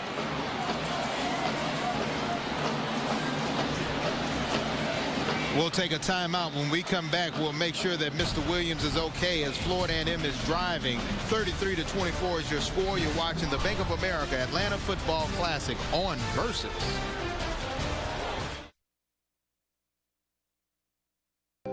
Atlanta Football Classic. Welcome back to the Bank of America Atlanta Football Classic. You see number 91, Delvin Williams, the young man from Napoleonville, Louisiana. He's obviously in pain, but he was able to get off the field. Second down and goal. Fleming looking to throw. Finds his fullback. Close, but not in the end zone. Ronald Jackson. His first reception of the year. Jackson, 6 feet, 285-pound redshirt senior from Miami, Florida. More of a lineman than a fullback. That's a lot of man to bring down. Doesn't get a lot of touches. Shows some nice little nifty feet down there close to the end zone. Tried to get it in. He's obviously light on his feet if he plays fullback. Third down and goal. Give to Page. Page gets close to the goal line. What's the official call? Touchdown, Rattlers. Levante Page finds pay dirt once again. And now the Rattlers only trail by 3. And the penalties by Southern help keep that drive alive. And once again, it turns into points for FAMU. Scott for the point after attempt. And the kick is good. With 11:09 left to play in this ball game, Levante Page and company have cut the lead down to 2.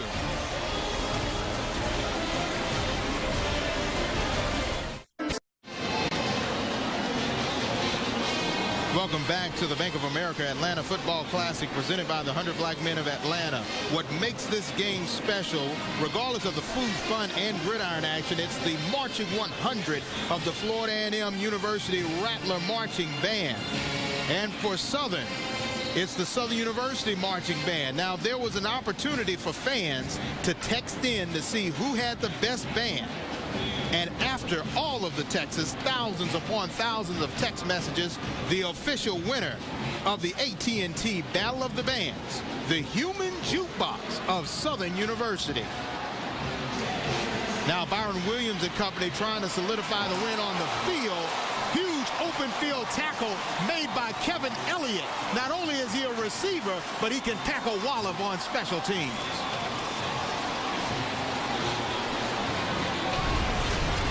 Very rarely do you see your starting wide receiver running down on kickoff team. But if he makes plays like this, he may stay on kickoff team. Great open field tackle. Many times you'll see a defender will miss that play, miss that tackle. That's a way to square up, head up, sees what he's hitting. Great tackle. Dre Joseph and company. Sylvester Nzikwe goes nowhere fast, leading the way. Patrick Scott playing that nose tackle position in the 3-4 defense for Florida A&M.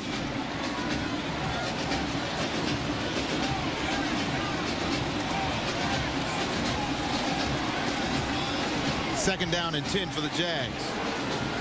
Joseph in the shotgun with 4 wide. Joseph getting pressure, releases it out to Kelly. Kelly may have gained 2 or 3. Folsom in on the tackle. And we have a man down for the Jaguars.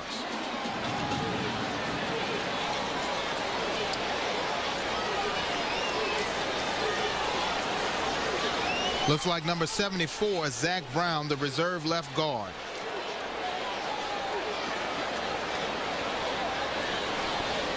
Let's go down to Rashawn Ali, who has an update from the sideline. Rashawn. All right, thank you so much, guys. I'm here with Jerry Thomas with Bank of America. She's the state president of Georgia. Now, Bank of America has been the title sponsor for several years of the Atlanta Football Classic. Talk about the importance of this partnership.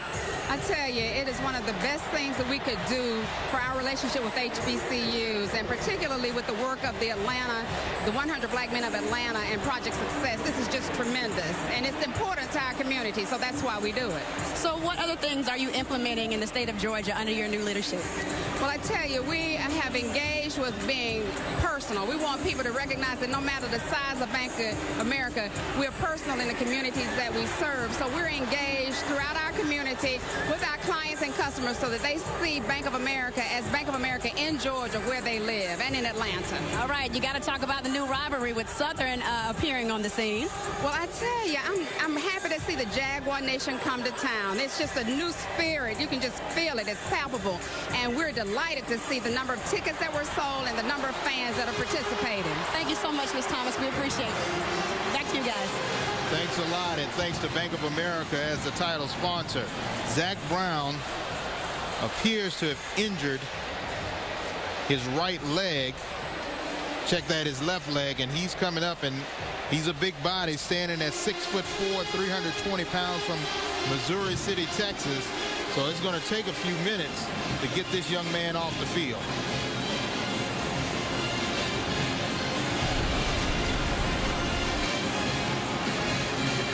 Trying to see what happened to him. He just got that knee taken out from underneath him. That happens a lot down in the trenches. There's all those bodies flying around, and not just bodies, they're big bodies. Those men are 300-pound plus. And if you got one of those legs sticking out, someone takes your leg out from under you, do some serious damage. Just hope it's nothing too seriously wrong with that knee of his. Aaron Hall will come in to spell Zach Brown, who got the start.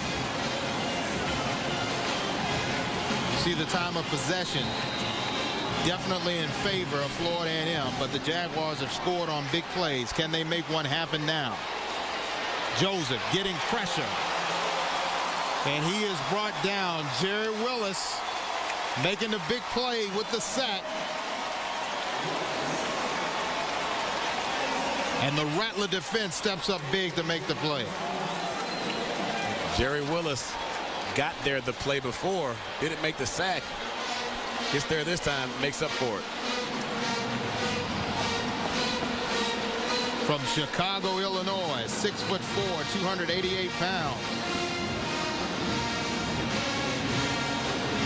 Canto to punt for the Jaguars. Stewart back deep for Florida A&M. Stewart from his own 40. Using his moves to get out to midfield, but there is a flag throw.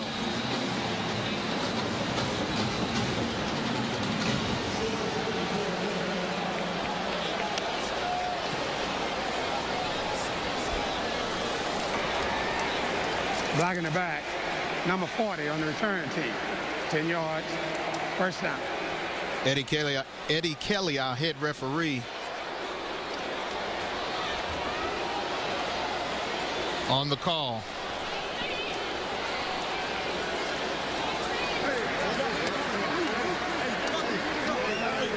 Now it'll be up to Damian Fleming and company to try to regain this lead. They were down by double digits to start the third quarter after two huge plays by the Jaguars, a punt return and an interception return for the score.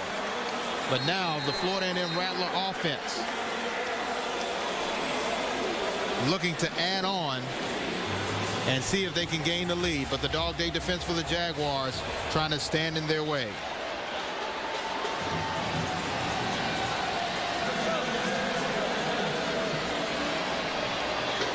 Page may have gained about 4 on the play. Franchot West on the tackle. And the momentum has definitely shifted to the side of FAMU. This is a statement drive. They were down by 16 points, only down by 2. They've closed the gap. Let's just see if they can go out and put their foot on the throat of the Southern defense and move the ball down this field and get some points out of this drive. Dre Joseph obviously not happy because the offense has stalled in the fourth quarter for Southern.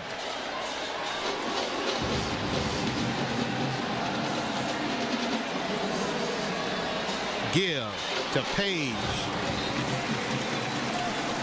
Brought down by Bentley, and he's close to a first down for the Rattlers. And for Florida A&M, seems as though they found a way to overcome the mistakes that they've made, penalties, and they've found a way to stay in this ball game using their tenacious defense in the second half and also capitalizing off the Jaguar mistakes. Capitalizing and being able to run the football. Page has run the football very, very well late in the game. Let's see if he can keep that up. Give to Page. He is dragging Jamie Payton. Not before he gets into Jaguar territory down to about the 45. Page and Rocker has been a good combination. As the Dog Day defense are trying to stop this rushing attack that has come alive in today's game. You see, for the season, only 57 yards, but today, 142 yards on the ground.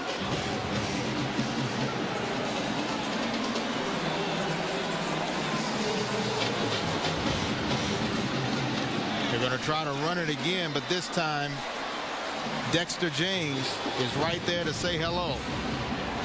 If I'm Stump Mitchell and company, I'm going to crowd the line of scrimmage and make this freshman throw the football downfield. I'm going to say, okay, take away the run. You've been able to run the ball on us. I'm going to make that freshman put the ball in the window and try to beat us with his arm. Defensive coordinator O'Neal Gilbert making the call.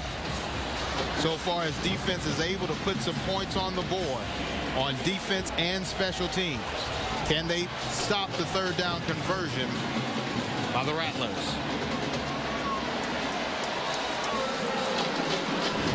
Fleming, high snap. He's able to hold on to it, getting some pressure, and he will throw this ball away. Jaguar Dog Day defense stands strong on that drive. Punting situation for the orange and green from Tallahassee.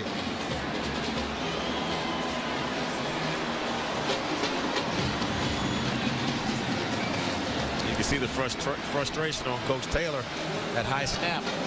To start everything, they get pressure. Now they're forced to punt it away. Williams will let this take a Florida A&M bounce out of bounds at about the 7-yard line, and that's where the Jaguars will have to take over. 41 yards on the punt. Can Trey Joseph put this game on ice as they hold on to a 2-point lead?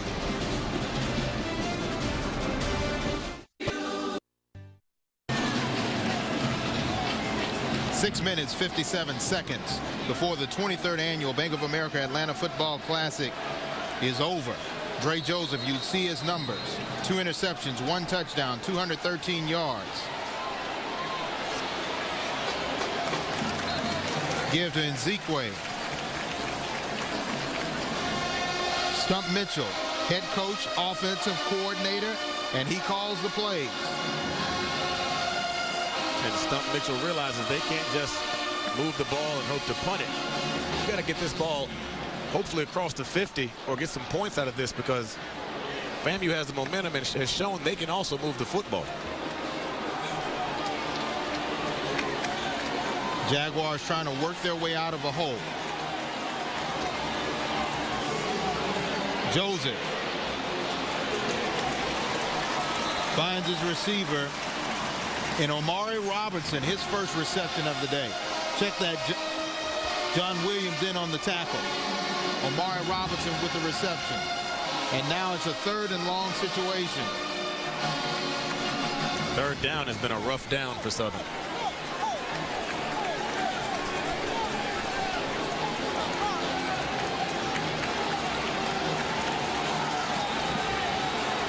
Third down. 5 minutes, 42 seconds and counting.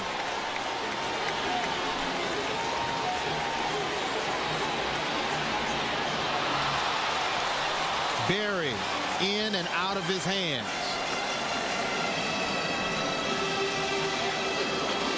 Looked like a catchable ball to me. Doug, what do you think? We talked about the hands of Berry. Sometimes his hands, he's up and down. I watched him yesterday. They went through a couple plays on the field here. He dropped a few easy ones. That was probably the biggest drop of the evening. Special teams will be important from here on out. You see Stump Mitchell trying to coach up the young man to make sure that he knows he may get another chance to make up for the miss. Canto to punt for Southern. Stewart back for Florida A&M. Stewart gets it and returns it, and Florida A&M has good field position down to the Jaguar 35. Let's go down to Rashawn Ali. Rashawn? All right, thank you so much, guys. Here with the executive director of the 100 Black Men of Atlanta, Mr. James Grant. Of course, the greatest beneficiary of this event is Project Success. Could you name one story that you think stands out among all of the young men you have been able to affect? Well, there are so many, Shauna, that make us proud. But I think when I think about a young man like Jameson Daniels, who is currently at Kennesaw, at Southern Polytech University, a guy who struggled, did not know what he wanted to do in life, and now he's studying mechanical engineering as a part of our robotics program. So, we've got stories like that, throughout our program, and the ability for us to be able to help young people is really what this organization is all about. Now, what other initiatives do the 100 Black Men of Atlanta put on? Well, we have health fairs, we do job fairs, we do back-to-school health screenings for children. We have a robotics initiative. We're starting robotics programs all over the country. We've won world championships with that and introducing young people to robotics. We have a learning center. We have helping young people to after school with their SAT, ACT prep and homework. So it's a holistic approach that we have to developing the whole student. We have a graduation rate of 100%, and we send 100% of those on to post-secondary education institute. Mr. Grant, it sounds like some great action is going on in the field. Let's send it back up top, guys. Thanks a lot, Rashawn. Kevin Elliott on the reception from Fleming, 27 yards, and he is inside the 5-yard line of Southern University. And Kevin Elliott's made a couple of big plays this half. The big tackle on the kickoff. And you see the young quarterback, he rolls to his right, delivers a nice strike to Elliott. Elliott says, I'm going to shake the first guy off, cut back inside, gets a good block, throws a stiff arm. FAMU has come back to life here in the fourth quarter.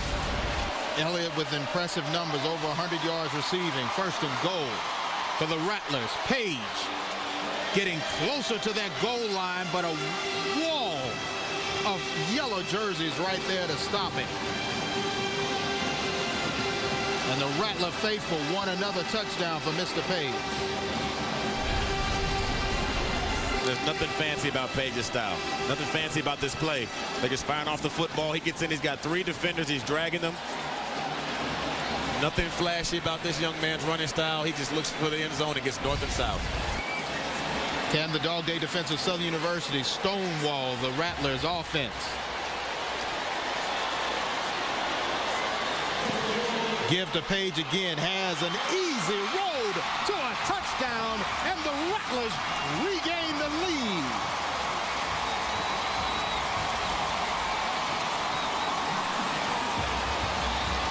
Levante Page has done something that no other Rattler has done in the long history of the school. This young man has scored 5 rushing touchdowns this game, which is a Florida A&M school record.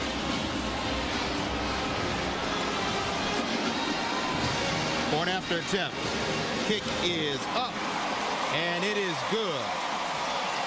With 3:27 left to play, Levante Page and company have fought their way back to a 38-33 lead. And we have a flag on the play. It's unsportsmanlike on Southern. Dead ball. Unsportsmanlike. Number 66. 15 yards on the kickoff.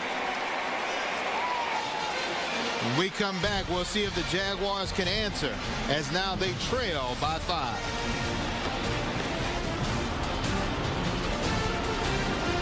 Lights, oh, hit the lights, oh, hit the lights, hit the lights, oh, hit the lights, the lights, the lights, the lights, baby, hold it. So what's going on here, John?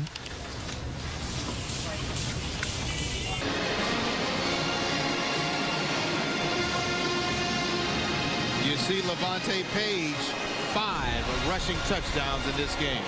And most of his work has been from inside between the tackles. Uses his vision, sees nothing there, bounces it out, says, hey, I don't want any contact. He's going to walk this one in. Takes a nice open zone step. Sees nothing on the A-B gap. Bounces to the outside. Great vision. 5th touchdown. Huge afternoon for that young man. And what makes it even greater, this is his hometown. This is the building in which he most likely dreams of playing in as a professional athlete. And now as a collegiate, he's able to score 5 touchdowns. I wonder how many tickets he had to get for this game. He most likely had to purchase a lot. Family and friends. Scott for the kickoff.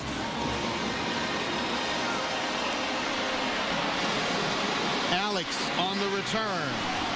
Fumbles the football. And they will say that he was down. Mike Dupree on the fumble recovery, but they will say that he was down. And they dodged a bullet on this play. He gets out, sees some secondary, sees some room, and the ground does cause that fumble. Lucky break for Southern. Number 46 of the kicking team. 5 yards added on to the end of the run. First down. And Florida A&M makes a mistake on the offsides, which gives the Jaguars a few more yards.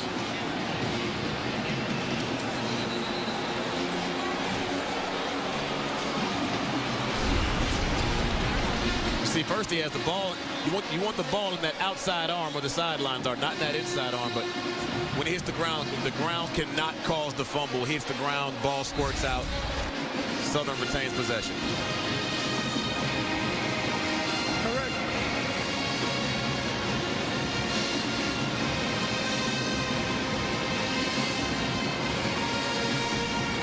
Coming up next on Versus, number 9 Nebraska travels to Wyoming to take on the Cowboys of Wyoming.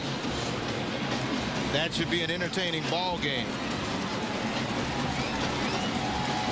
And we have an entertaining one here. 3 minutes, 13 seconds left to go.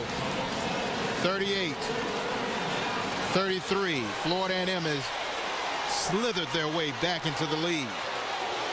Joseph throwing deep and outthrows everyone on the field. Incomplete. Personal foul. Number 11 on the defense. Blow to the head. 15 yards. First down.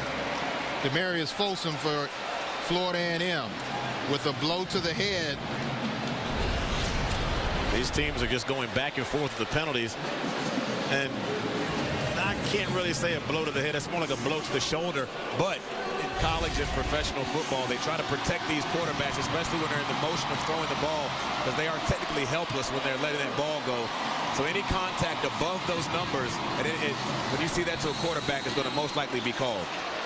And for Florida A&M, that's their 12th penalty, 123 yards in yellow flags.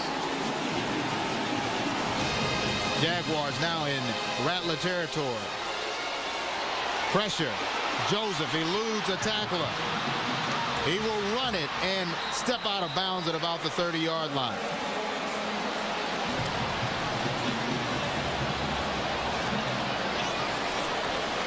Dre Joseph has had 2 interceptions, but Stump Mitchell has stayed with his quarterback. Now, we did see J.P. Douglas, the true freshman from Roswell, Georgia, step in and play a few quarters.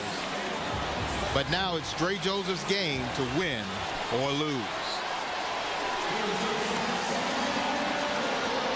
Give to Nzikwe. Nzikwe breaks a tackle, and he gets inside the 25-yard line for another Jaguar first down. And after they reset the ball, I think the clock will start to tick, and that will work against Florida A&M if they can't stop the Jaguars here. If I'm in the huddle right now in Southern, I'm Drake Joseph. No penalties is what I'm telling my guys. No penalties. We're almost in the red zone. Let's make sure we get points out of this drive. Preferably a touchdown, because they have to get that to win. Bilbo in motion. Joseph Trying to keep it. He gets back to the original line of scrimmage. Patrick Scott with the shoestring tackle on Joseph. And Florida A&M is giving the front for the offensive line for Southern fits. As soon as that ball is snapped, all you see is orange in every gap. Joseph doesn't even have time to set up. Southern University will call a timeout. Stump Mitchell doesn't like what he's seeing right now. Timeout. Southern. You see the total yards. In the first half, Southern University running up and down the field, but in the second half, now part of the reason they only have 47 yards is because their special teams scored a long play, touchdown. Defense, interception for a touchdown. So the offense wasn't really on the field a lot in the third quarter, Doug. Yeah, you're right there. A pick six for a touchdown, and they run. But Byron Williams runs back the punt. That's 14 quick points that their offense didn't have to beat. So that is a bit deceiving, but they have not been able to generate much offense, especially in this fourth quarter. And now if you're Florida A&M, you have to make a stop here to put this game on ice with 1:40 left to play. For Joe Taylor, he never looked flustered. He never looked frustrated. But obviously, he wanted this game to go a different way, but he's happy that he has the 5-point lead. He's happy he has it. I'm sure he wishes his defense right now could buckle down and keep this Southern offense out of the end zone.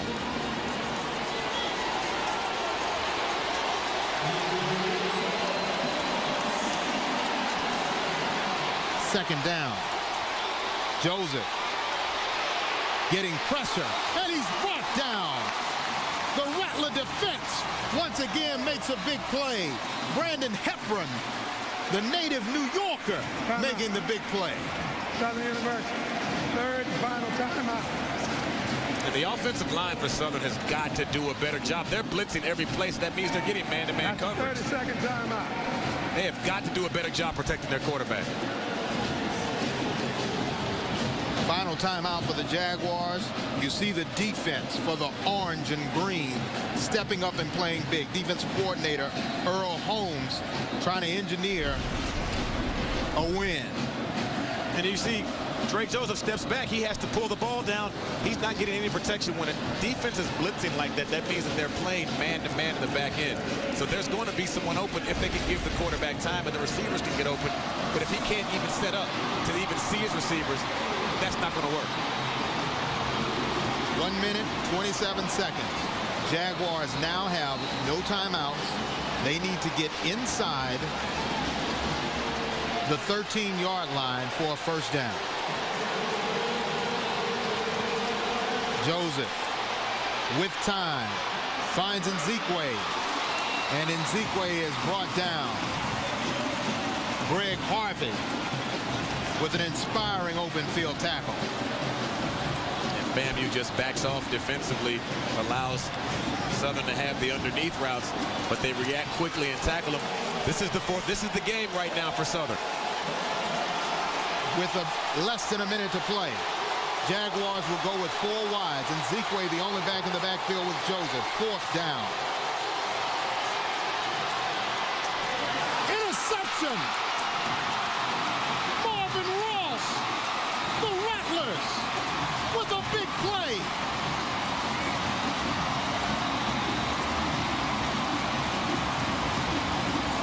The third interception of the day by Dre Joseph. Marvin Ross with a huge play. And the orange and green from the 7 Hills of Tallahassee celebrate. You have got to give props to FAMU's defense, especially late in this football game. They came after Joseph. Cornerbacks are just squatting on routes. They know they've been able to get pressure. If you're a cornerback, he's going to squat, sit, nose this, and throw the quick out, jumps the route. Excellent play by Ross. Marvin Ross, 3 interceptions.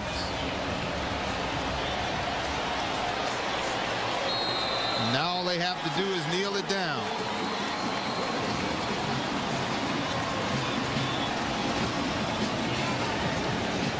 And you see Dre Joseph obviously injured, frustrated, and upset.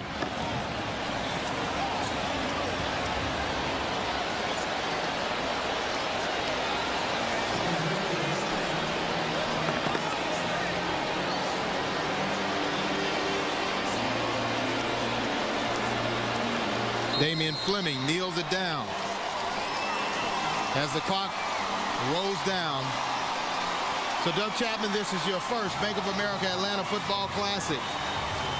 Your thoughts? Thoroughly enjoyed myself. The action was great. I'm glad. I like to see FAMU how they fought back and persevered through everything. Southern kind of shot themselves in the foot with the penalties, but FAMU came on strong, played well when it counted, put the young quarterback in, made enough plays, and they got the W. And they always say this is their house. They're home away from home. And for the Jaguars, they tried to do a home invasion. But the fangs of the Rattlers and their venom too strong for the Jaguars.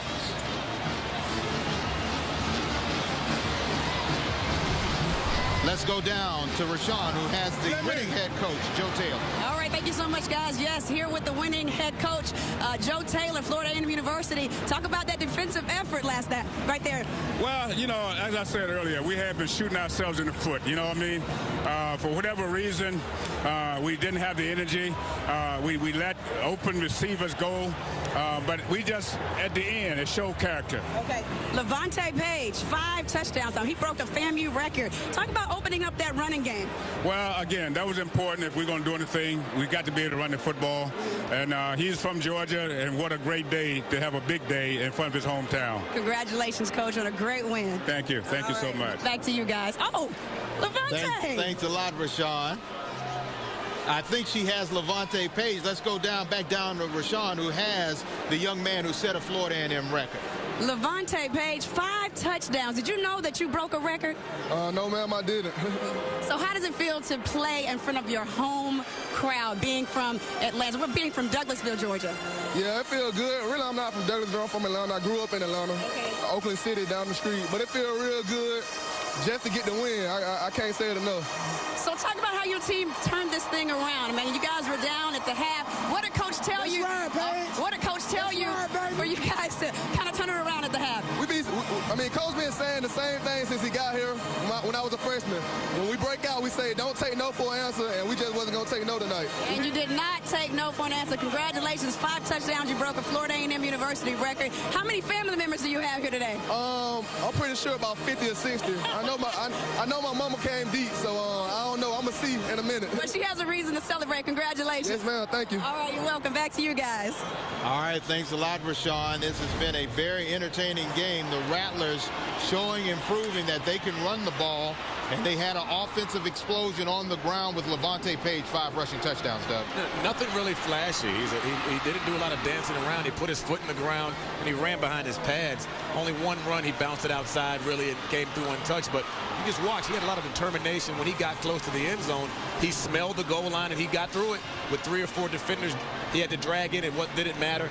He came out and he ran with a purpose, ran with an attitude. You could tell talking to Coach Taylor, that's what they had to do to win this football game, and they got it done. They finally got it done. It was one where Joe Taylor may have been worried on the inside, but outside he showed that he was always calm, cool, and collected, always trying to continue to teach to his young men, and obviously a teaching moment, able to come back from 2 touchdowns down in order to win the game. And you see the young men right now, and you see for Southern University, their first time in a long time here at the Bank of America Atlanta Football Classic. They're listening to the alma mater, but they do have some work to do now. Their record falls to 1-3, but a very close game. They couldn't put it on ice, Doug. They couldn't put it on ice, and FAMU tried to give them the football game. They came out in the second half very, very sluggish. Didn't look like they were going to put any drives together. Southern jumps out, pick 6, runs a punt back just when we think this game is over. But then we talked to Levante Page. He said, we persevered. Fight to the end. They kept on fighting. They stuck in there, and they made plays when it counted, and his 5 touchdowns definitely didn't hurt. Didn't hurt at all, and that trophy will go back to Tallahassee, and the people from Baton Rouge will have to sit and wonder what if they didn't have some turnovers, if they didn't have so many miscues. So, Doug, this has been a very entertaining ball game. A lot of people thought with 2 teams at 1-2, you may not see a lot of offense, but you saw a lot of offense today. Saw a lot of offense, and I was surprised at how much running I saw. I was not expecting to see either team try to come out and establish the run, and it's not about having a 200-yard rusher. If you can get a running back that can get 3 to 4 yards per carry, that's a successful game. Page did a little more than that. He got over 70 yards and 5 touchdowns, but I was very pleased with the performances of both offenses. A little bit sloppy from the quarterback play. So let's see how that shakes out and see who's starting next week. But overall, FAMU gets the job done, able to make plays when it counted and play strong in the fourth quarter. Well, it's been a wonderful ball game. I know the Jaguars are battered and bruised, and they take the defeat today, but they can come back and play on another Saturday. This has been an entertaining game at the 23rd Annual Bank of America Atlanta Football Classic. Your final score from today's game, 38-33 in favor of Florida A&M. A special thanks to the 100 Black Men of Atlanta, Southern University, and Florida A&M University. For Rashawn Ali and Doug Chapman, I'm James Barrett. Thanks for watching. Next on Versus, number 9 Nebraska versus Wyoming. Paul Burmeister and Sean King will have the call from Laramie, Wyoming.